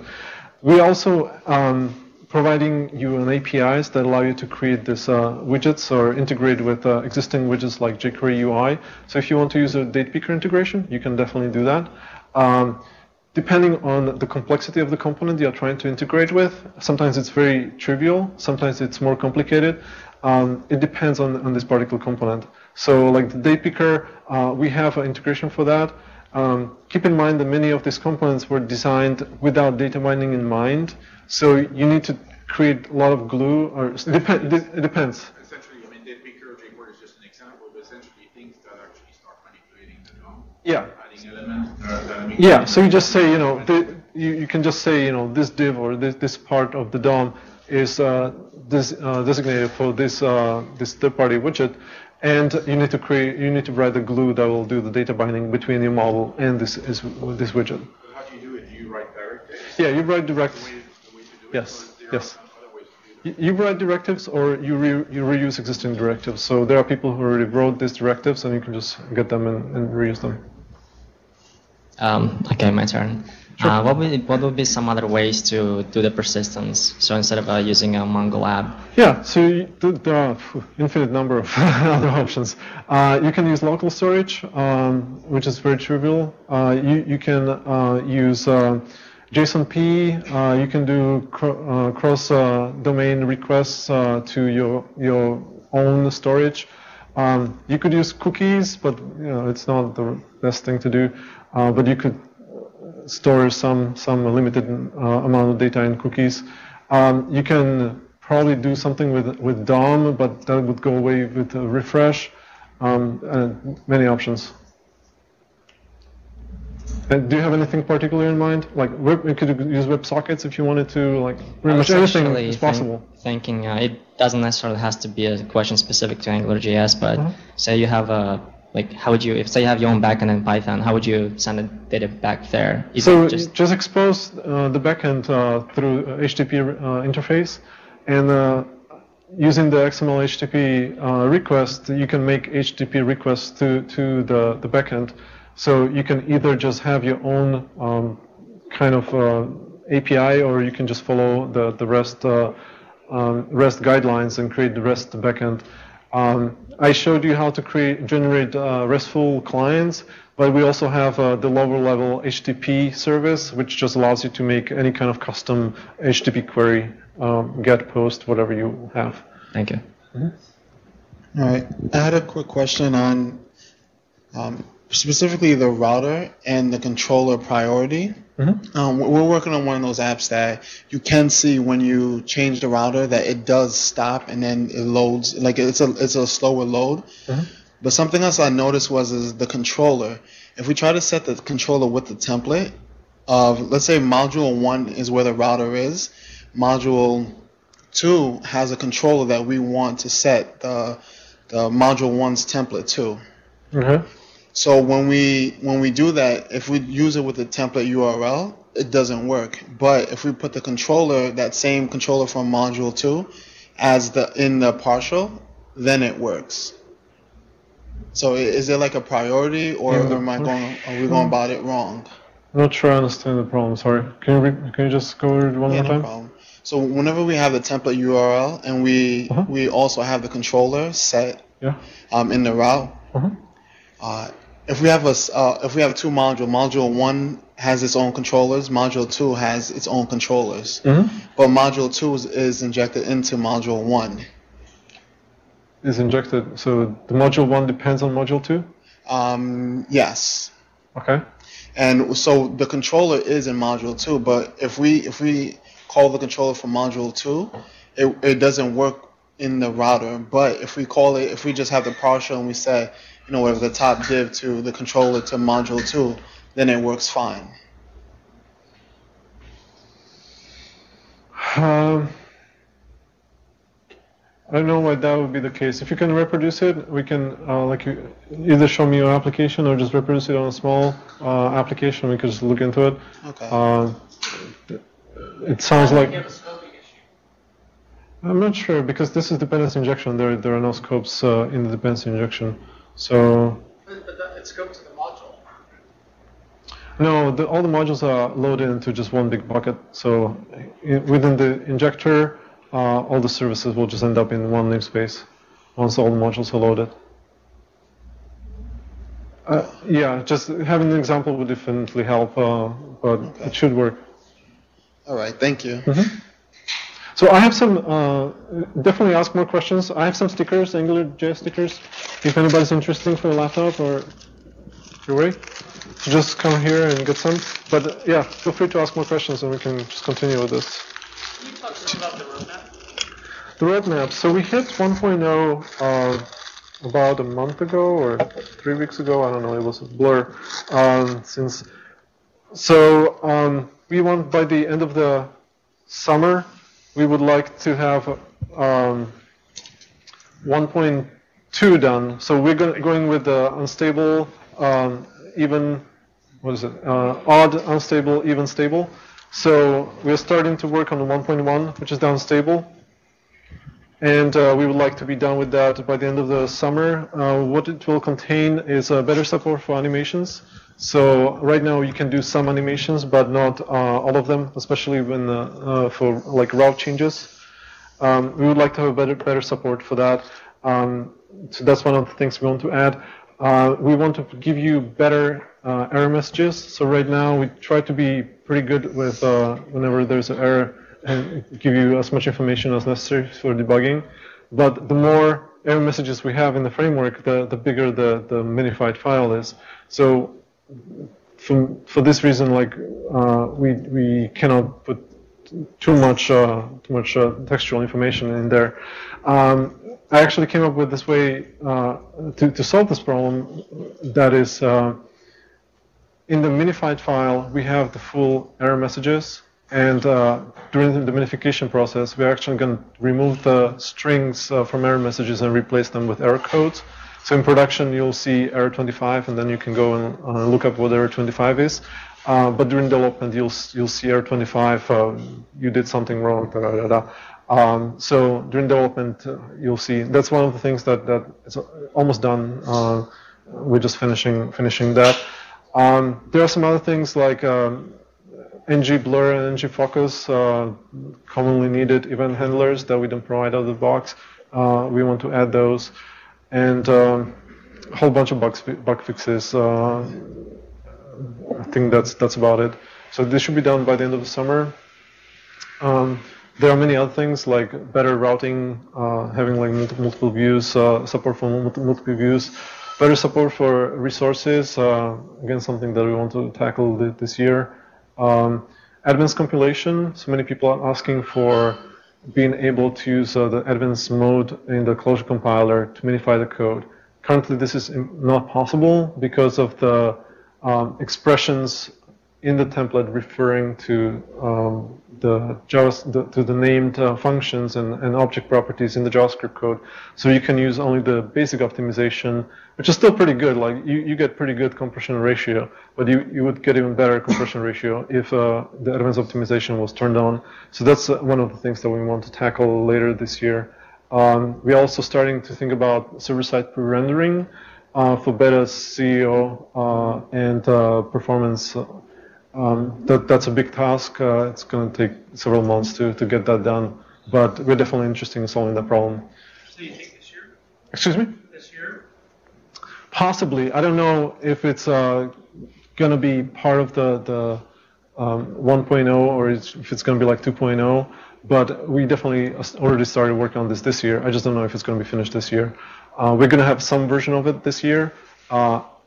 I'm not sure if it's going to be like production ready, but internally in Google there is a lot of interest in this, so we'll have at least a version for us to play with internally at Google and see how well it works and if it's ready for prime time. Cool. Yeah. Any other questions? Right here. Question. So, like somebody said, the only way to build a large complex application is not to build a large complex application. Exactly. Right? So if we want to write an application that has, let's say, 2 or 3 modules, how do they communicate with one another, considering they're completely decoupled from one another? So there are several ways how modules can interact.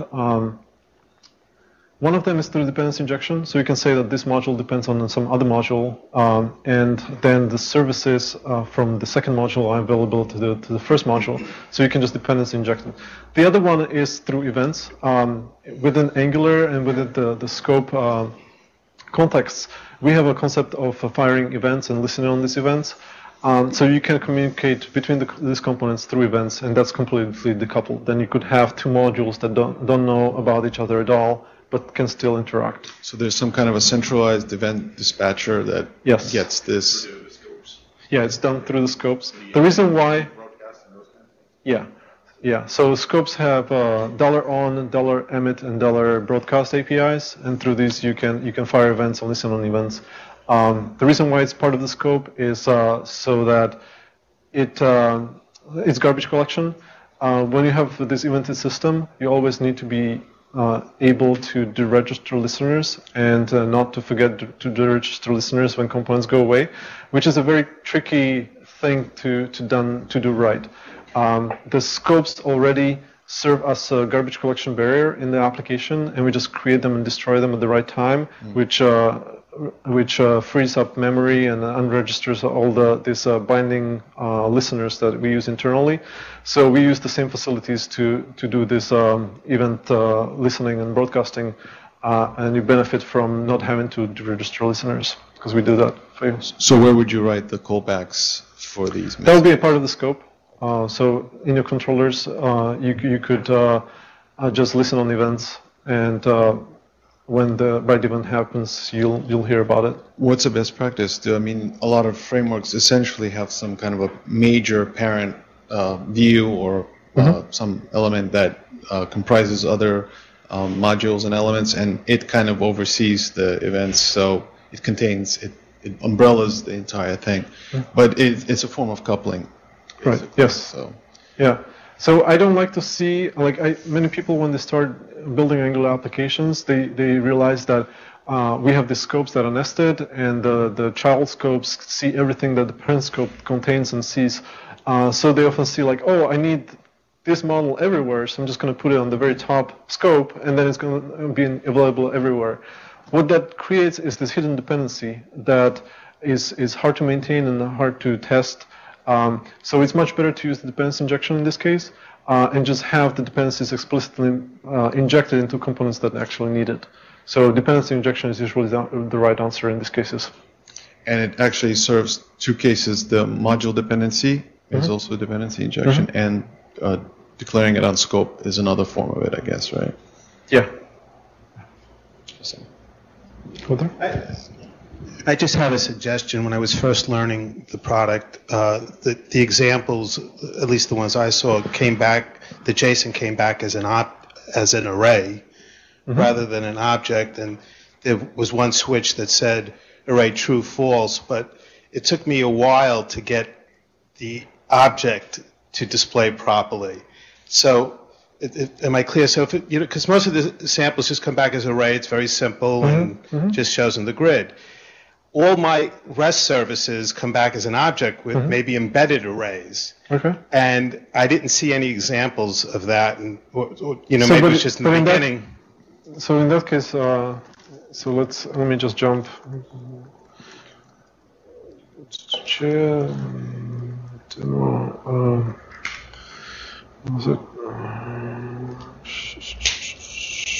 Memory. So let's say we have this state of the application, and you're saying that your model is actually something like results, tasks, and task is the array, right?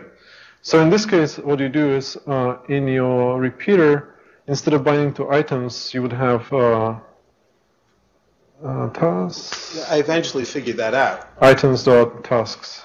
And my point was, I did figure that out. It just took me quite a while.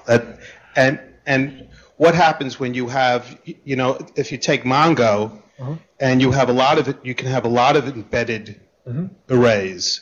So for me, it would be great to see an example of how you display those embedded arrays.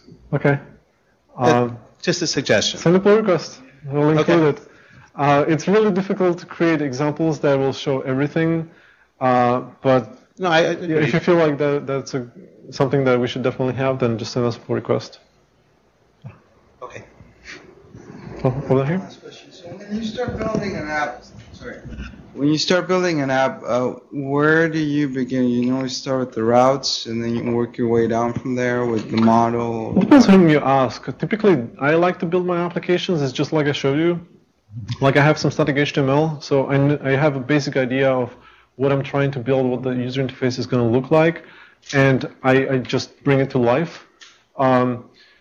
There are other people who just approach it from the model, so they're thinking about models and what the data looks like, what the data structure is like, and they start with the server-side communication and all that stuff, and then come to the model and create some UI. So it's really up to you and how you approach development in general, but you can use different ways of doing it.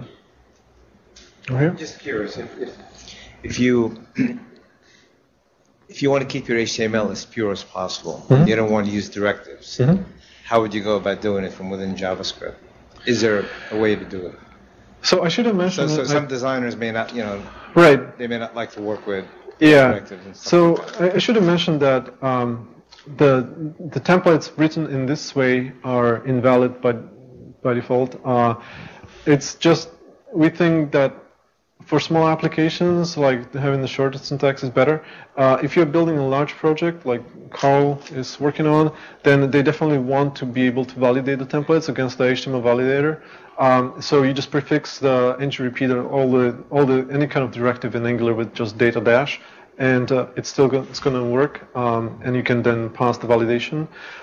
If you're building XHTML, you can use the XML namespaces, so you can define ng namespace and just put ng colon repeat instead of ng dash repeat, and everything will still work. Like we support multiple ways of consuming these directives. When it comes to the designer and the designer not liking all this stuff in his template,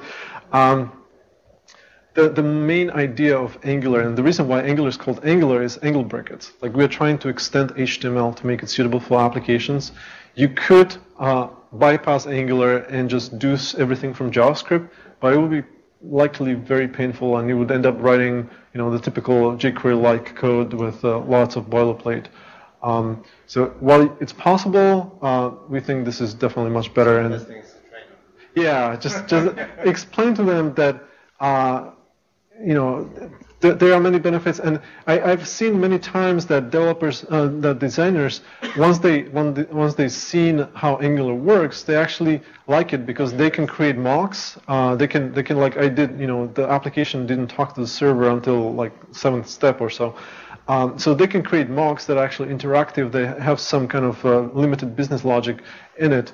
And they can do it without the server, without any kind of database or anything like that. So what we see is that these designers often become very light developers of applications. So, how do you guys check? How do you guys test deferreds? Do you use like spies and things like that? Deferreds? Yeah. So with promises, one of the main guarantees that the promise API gives you is that all of the interactions with the promise object are asynchronous, which means that all your tests should be asynchronous.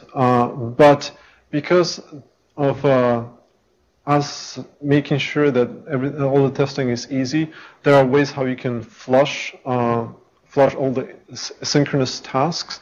So you can actually write the test in a synchronous fashion. You can just say, do something that will trigger a promise to be generated, get hold of the promise, and now flush the promise. So flush all the asynchronous tasks in the system synchronously, and check if the promise was resolved to the given value. So there are APIs to do that. And you can definitely look at the tests inside of Angular, because we have like lots of tests for all the promises, so you can see how it's done. Okay. Inside of in one of your examples, you had created a service using factory. Now, does it matter whether you use factory or that service to create it? So it's a good question. Let's see. So I'm just going to create something. Let's say I want a service foo, and I'm going to take the scope and I'm going to expose it on the scope.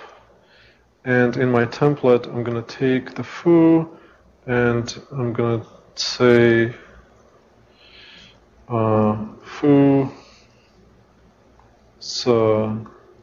to-do list. So foo is going to represent the username in this case.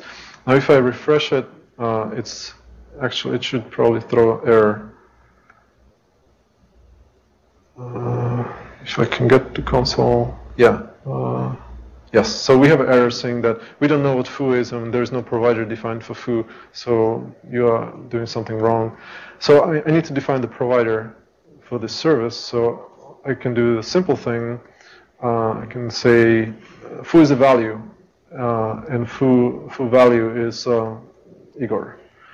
Now if I go here, foo value, foo, okay, reduce. Foo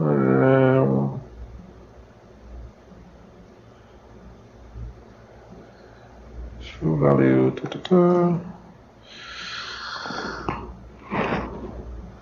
Let's see how debugging in Angular works. So let's figure this out. So another nice thing about Angular is that you can use the native debugging facilities of the browser because you're just dealing with JavaScript and HTML, and you can use the web inspector to observe the DOM, and you can use the debugger to figure out what's going on. So in this case, we have an exception that says that reduce is undefined on a method in the remaining. So. Is that because you added the tasks for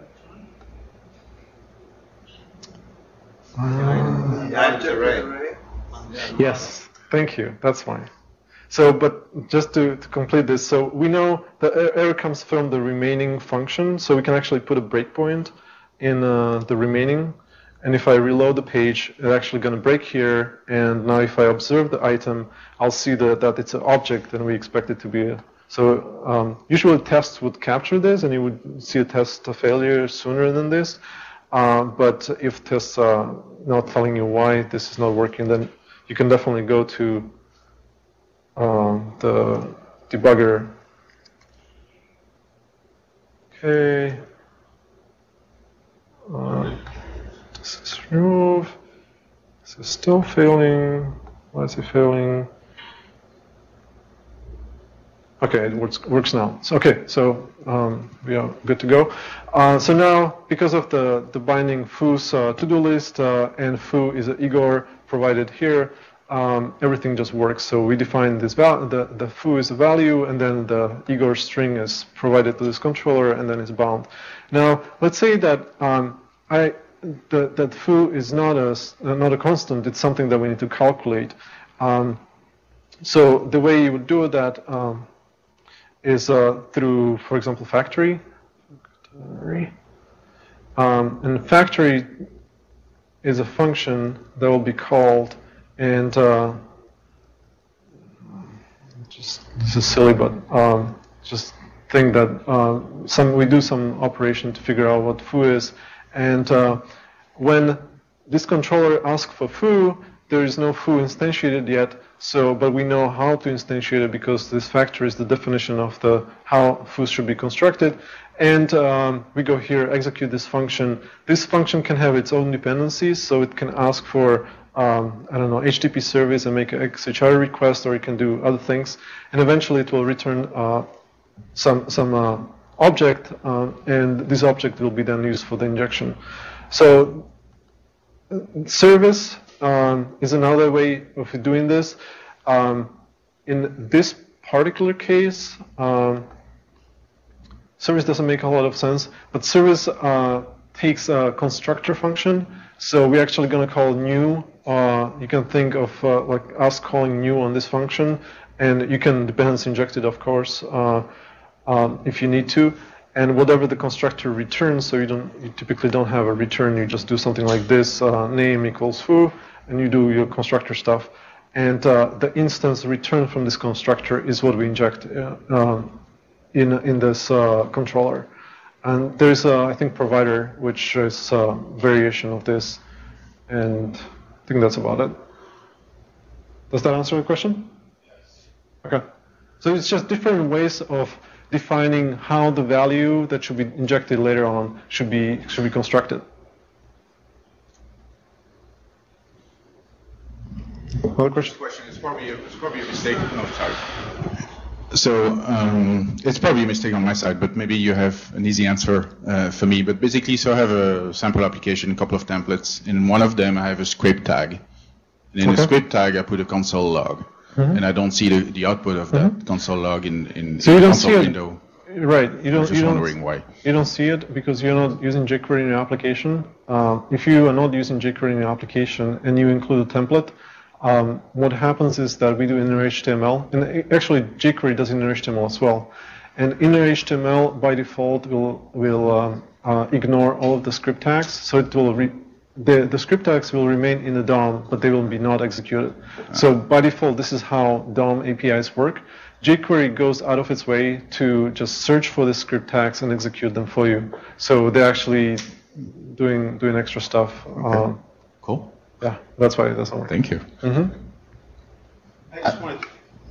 I just wanted to add that I used the plugin for WebStorm and some watch values, and that really helped a great deal when I was debugging.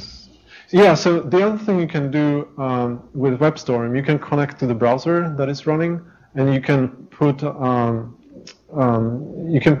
Chrome into the like a debug mode, and there is a remote API that the WebStorm can communicate with the browser, and you can have the application running in the browser, but see the stack trace and all your watches within the WebStorm. You can step through, and you can use the WebStorm facilities.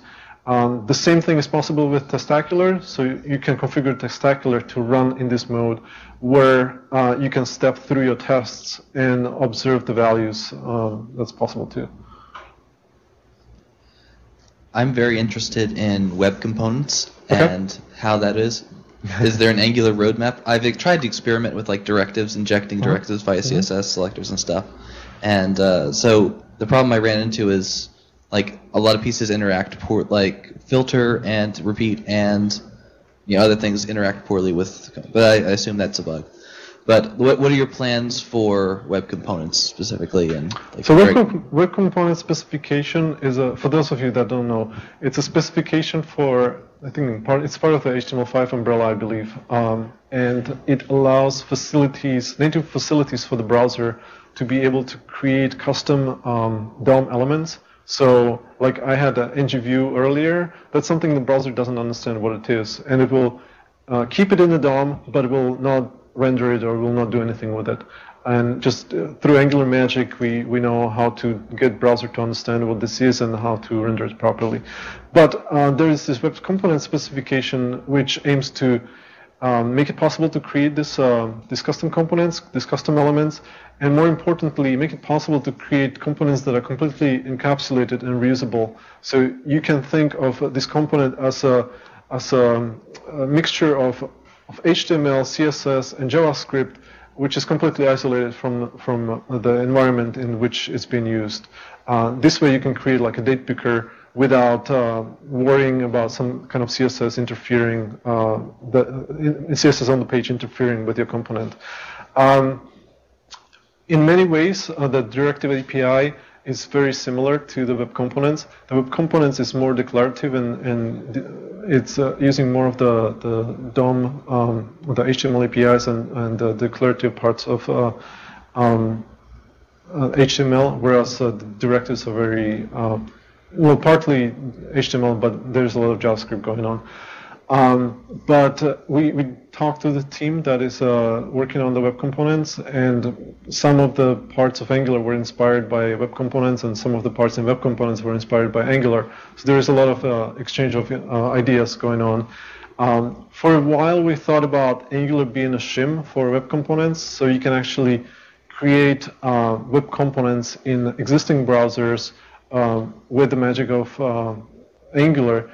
But there are so many powerful features that web components add, like the template tag and this encapsulation, that is just not possible to shim.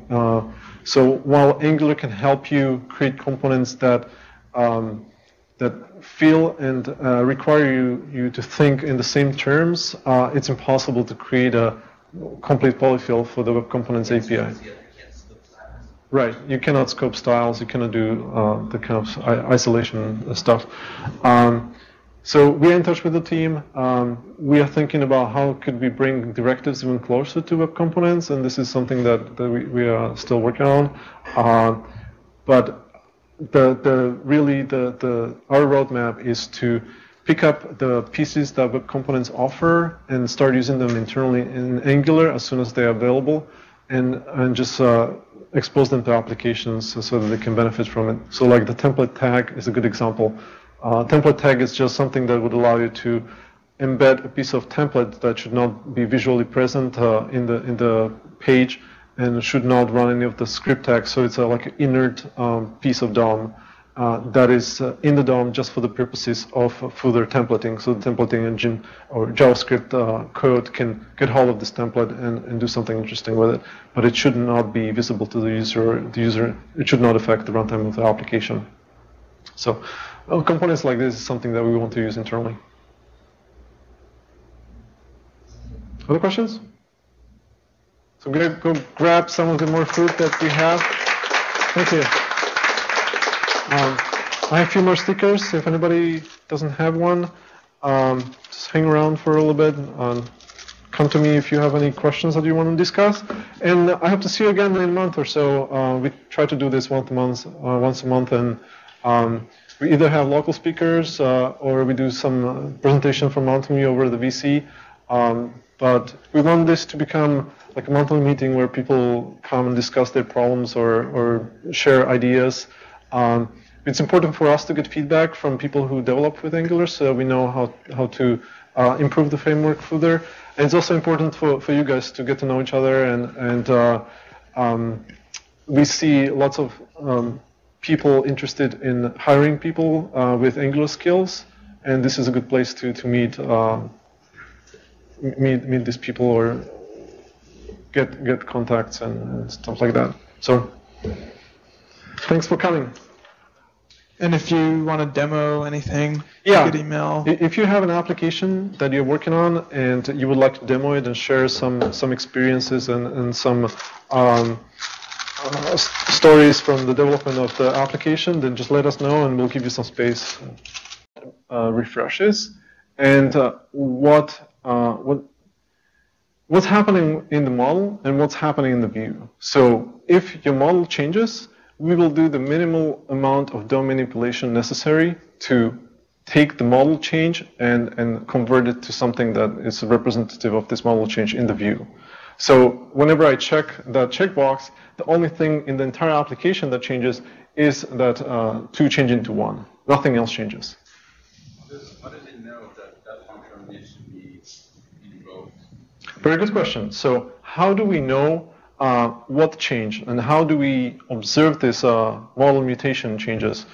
The way we do it is we have the lifecycle internally that you don't really see unless you start building larger applications and need to understand better how Angular internally works.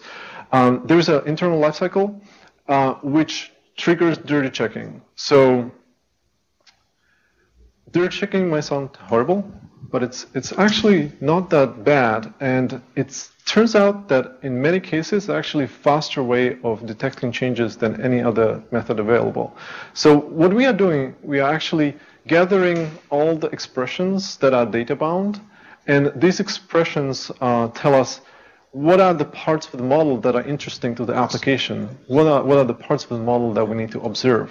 We don't need to, like if your model is 10 megabytes large array, we don't care.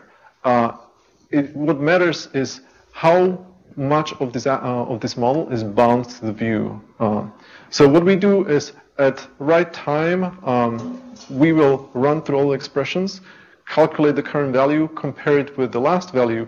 If we see a difference, we know that the model changed, and we need to call some. You would take a hit if the implementation of the remaining method was expensive?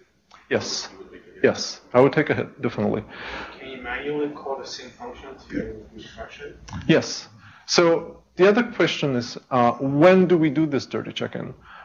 Because if we do it too often, it's wasteful. If we don't do it often enough, then the model will not be refreshed when it needs to be. So because of the whole event model within the browser, the model can change only when a certain interesting event in the browser happens. This event can be a click, it can be a key press, it can be XHR coming from the server, it can be a timer firing, any kind of event listener that I mentioned could cause a model change. Now, we want to know about this kind of event, and when it happens at the end of the event, when the event handler finishes running, is when we want to do the dirt checking.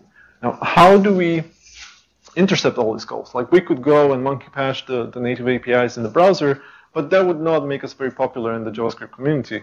So instead, what we are doing, we are offering you APIs that typically wrap all the native APIs in the browser and add this dirt checking at the end of the call. So instead of set timeout, we have a timeout service, which when you call, provides the same facilities and actually extra stuff like promise API and other things.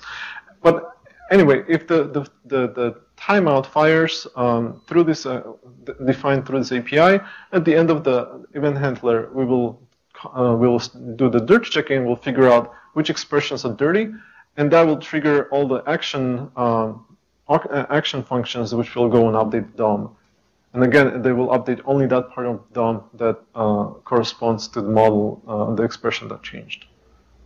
Does that make sense? Okay, one more question? Yeah, sorry, going back to that thing, how do you know when, for example, when a function is dirty? How do you know if remaining should be updated or not? Well, that's simple. You just call it. You get a number 3. Okay, so you always call it. Yeah. Okay. So we call it, we get a number 3. We remember that the last time we called it was 3. And next time we do dirt checking, we compare the 3 with the current value. Right. And if it's different, then we know that the model is dirty. Mm-hmm.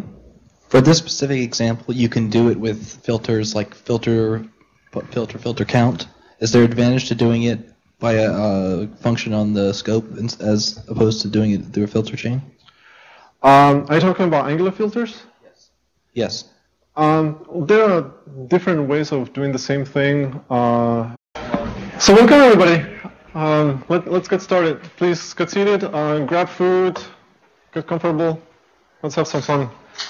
So my name is Igor. I'm the team lead on the AngularJS project. I come here from the Mountain View. I'm presenting at the conference, and we thought that it would be cool if I could meet everybody here in person. So we made an exception and organized this meetup for Friday, which is not the ideal time, but I'm really surprised how many people showed up, and that's awesome. Thank you very much for coming. This meetup, I have some stuff prepared that I want to show you. But it's really about you asking questions, you finding out something that was unclear or you didn't know how to solve in Angular. This is the time. Either there are microphones, so this is being recorded. I don't know if this is going to be good video or not, so we'll see. But if there are good questions and good answers, we're going to put it online, and other people can benefit from the conversation we're going to have here. So please, if you have a question, raise your hand, and we'll give you a mic, and just so you can ask questions. Just show of hands. How many of you know Angular? Have been using Angular for some time and seasoned developers? Okay, about half. How many of you have never heard of AngularJS and you just walked by chance here? One. Welcome. Well, I hope you're at least a developer, JavaScript developer. If not that, then enjoy the food.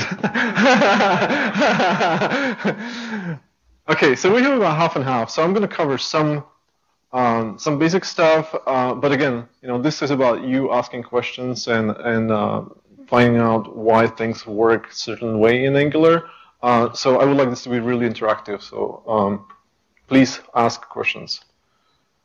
So what we're going to do today, we're going to build a very simple application. It's to-do list. I know you've seen this 100 times. The application itself is not interesting. What is interesting is how we're going to build it. And I'm going to try to describe why things work a certain way in Angular. And you can take this knowledge and then reuse them in other situations. So the application is simple, and that's very good because we don't need to deal with the complexity of some business rules or something like that. So the application itself is not working right now because I need a server to be started. So I'm just going to be using a static Python server. So there's nothing, no kind of pre-processing going on my computer. I just have HTML files and JavaScript files that are loaded in the browser, and everything that you'll see is happening in the browser. There's nothing happening on the server side. So if I refresh, yes, this works perfectly. Awesome. So is it fair to say AngularJS is a competitor to jQuery? The question is if AngularJS is a competitor to jQuery. Can we have the mic somewhere handy so that, yeah, perfect. So the question is no. jQuery is all about DOM manipulation, and jQuery is all about making APIs, DOM APIs, in all browsers behave in a consistent way, and also making them more developer-friendly. So if you ever worked with the raw DOM APIs, they are not the nicest APIs to work with, unfortunately. And worst of all, they're implemented differently in different browsers. So jQuery solves the problem about how do we expose sane APIs that we can do DOM manipulation with, and how to get these APIs behave in the same way across all the browsers. So Angular is all about how do we build applications in the browser. So it's a high level of abstraction. We are solving problems of how do we do data binding? How do we separate the model from the presentation logic and the business logic? How do we make the application testable? How do we do navigation within the application and that kind of stuff? So it's a higher level of abstraction. And Angular itself can actually use jQuery if it's loaded on the page, but it's an optional dependency. We don't need jQuery to run Angular applications. Can we turn on this just slightly? Mic is on. So you come into that. Yeah, it's just there's a feedback, at least here. I don't know how it's over there. This mic might be on. It's task one everywhere. And that's because we didn't data bind to the text. So I can do item.text. And all of a sudden we have 1 plus, 2 plus. And if we check the model, that's what we see here. So, okay, we have 2 items in our list. Let me change this just slightly. But if you look at the model carefully, you see that one of the tasks is done and the other one is not. But both of our checkboxes are unchecked, so they don't really represent the state of the model. And the reason for that is that we forgot to data bind input box, the checkbox, to this model. The way I'm going to do it is through ngModel. And I'm going to say item.done. And that's enough to tell Angular to two-way data bind this checkbox. So whenever I check the checkbox, Angular will automatically update my in-memory model. And whenever the in-memory model is modified, it will automatically update the checkbox state. So if I do something like this, where I done, we see that one of them is false, one of them is true, and when I change this, the textual value actually changes as well. So that's perfect. The data binding is really working for us. So I can now nuke this static list because it's not really helping us much. Are you hitting refresh, or is it just doing it outside? No, so I'm actually looking using Live Reload. It's an extension for Chrome. There is a server watching the file system, and whenever I save, it's going to send a signal to browser to reload the file. So I'm not that fast. I wish I was. But I have tools that make me look cool. So. Now that you've told us. Well, no, you can look cool. Just don't tell anybody else. Don't tell anybody else. Okay, so we have this static list. How about this part of the application? We just have some placeholder strings in there, but we really want to show how many items we have in the list. And the way we would do it is, again, using data binding. So we have a model, items, which is an array. And every array has a length property. So I can just directly data bind to it. Perfect. So now we have 2. You understand why this works, right? Perfect. What about this guy? So how many items are remaining? Native array doesn't have any facilities that would tell us, because this is really domain-specific property of a model.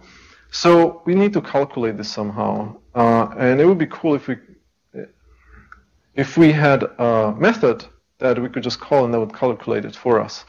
And it actually works. And the reason why it works is because I already implemented this method. So let's see how this method is implemented. I have the scope remaining. I'm assigning a function to it. So I'm saying there's going to be this function, which when you call is going to calculate how many items are remaining. And there are just 3 lines of code. I'm using the ECMAScript 5 reduce function or method. For those that are not familiar with this, this is just a native method available in modern browsers. And I'm just going over the array, and I'm just checking which items are done and increasing the counter if the item is done. The end result of this is a number of done items. So this works perfectly. How about adding something to our list? So right now, if I try to input something into the input box and I hit enter, nothing happens. So let's implement this functionality of adding stuff. If you check another item, the remaining would be recalculated to Oh yeah, sorry, I should have showed that. Yes. Yeah. Yeah, question? Yeah, I have a question. I'm not sure I understand something, but sure. When, for example, when you check that checkbox, how much of the page refreshes? In other words, everything in the NG app refreshes? Is that what you're saying? No. So there's a difference between what list. Is the font big enough? Can everybody see?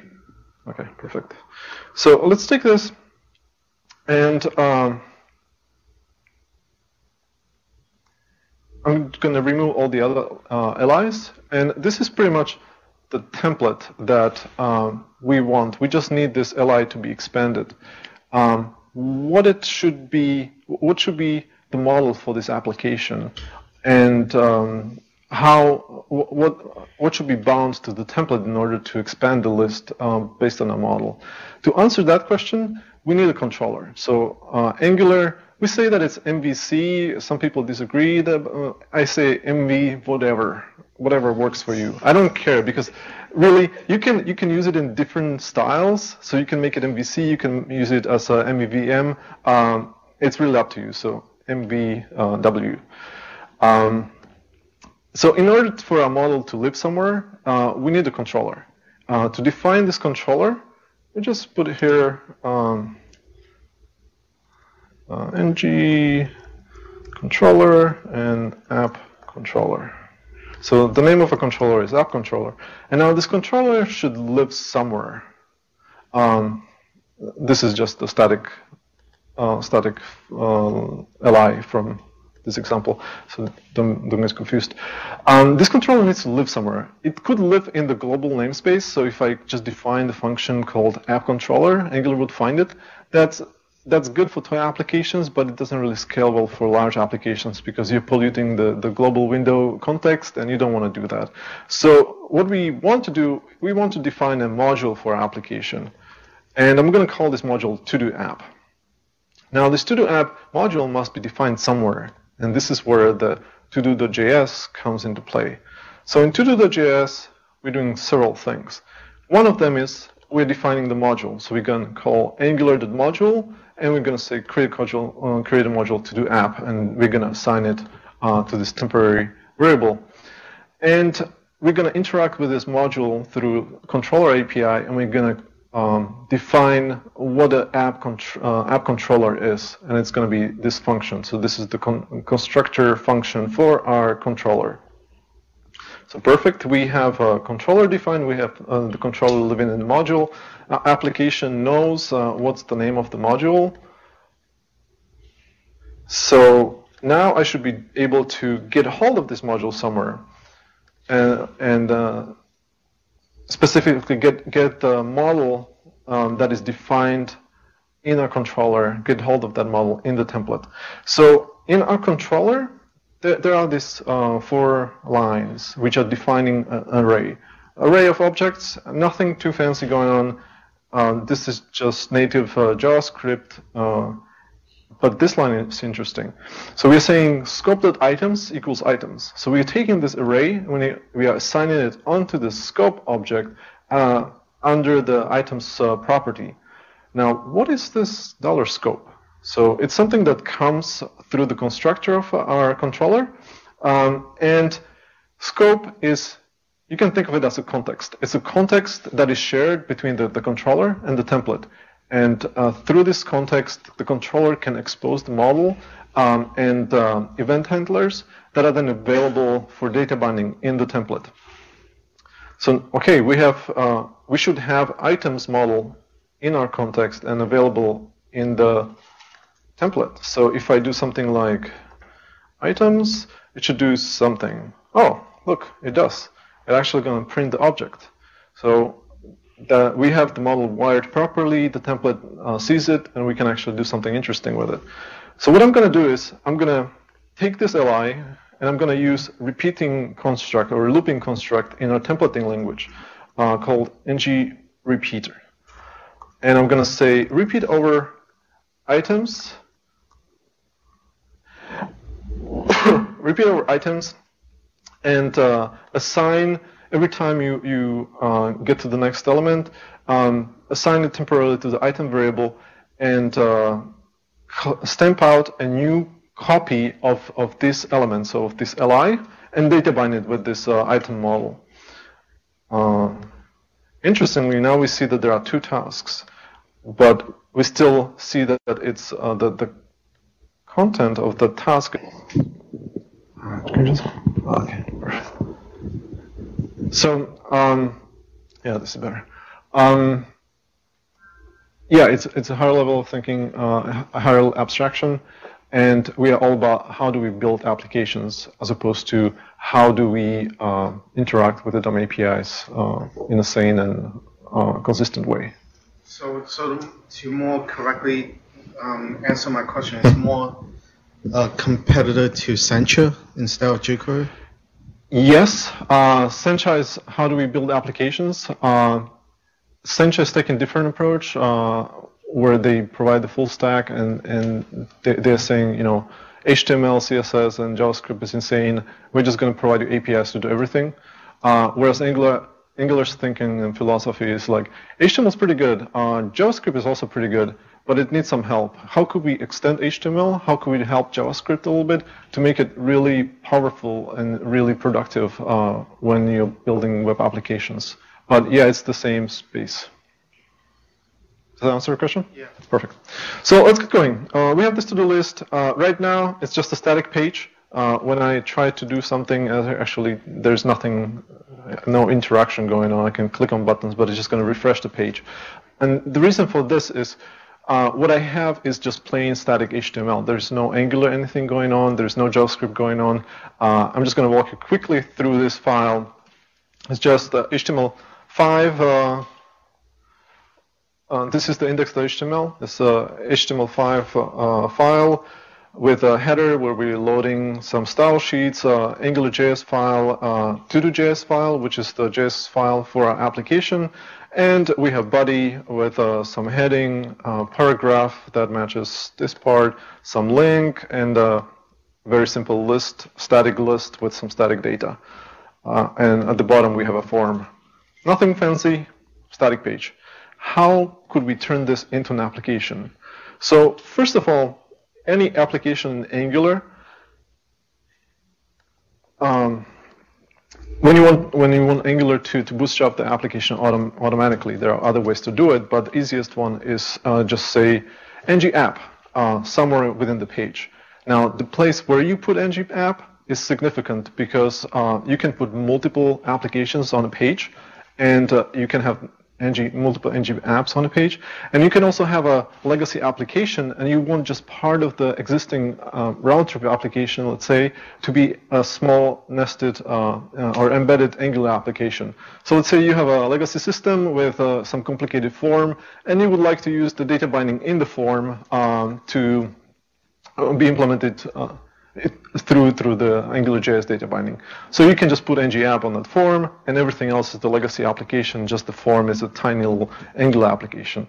So okay, now we said that application starts on this body tag, and everything within the body tag is our application. So what I can do now, I can include some very simple data binding. So I can say hello. Actually, if I save the page, we see it here. Let me make it more visible. Okay, perfect. So notice if I remove the ng app, HTML itself doesn't know how to do data binding. So it's just going to render the double curlies, but that's not what we want. We want actually Angular to kick in and teach the browser how to do data binding. So once an ng app is in place, the data binding just works. Now these expressions can be pretty complicated. I can do something like this. So we can concatenate strings. I can run it through a filter, and it's going to be uppercase. In this case, we have different filters. But these expressions can be complicated, but there are some limitations as to what you can do within these expressions, and the reason for that is we don't want you to put too much stuff into the template.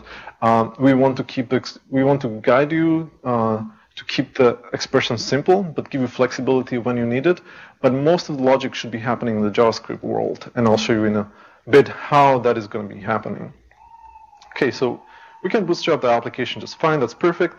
How would we go about rendering this list of tasks? So let's take this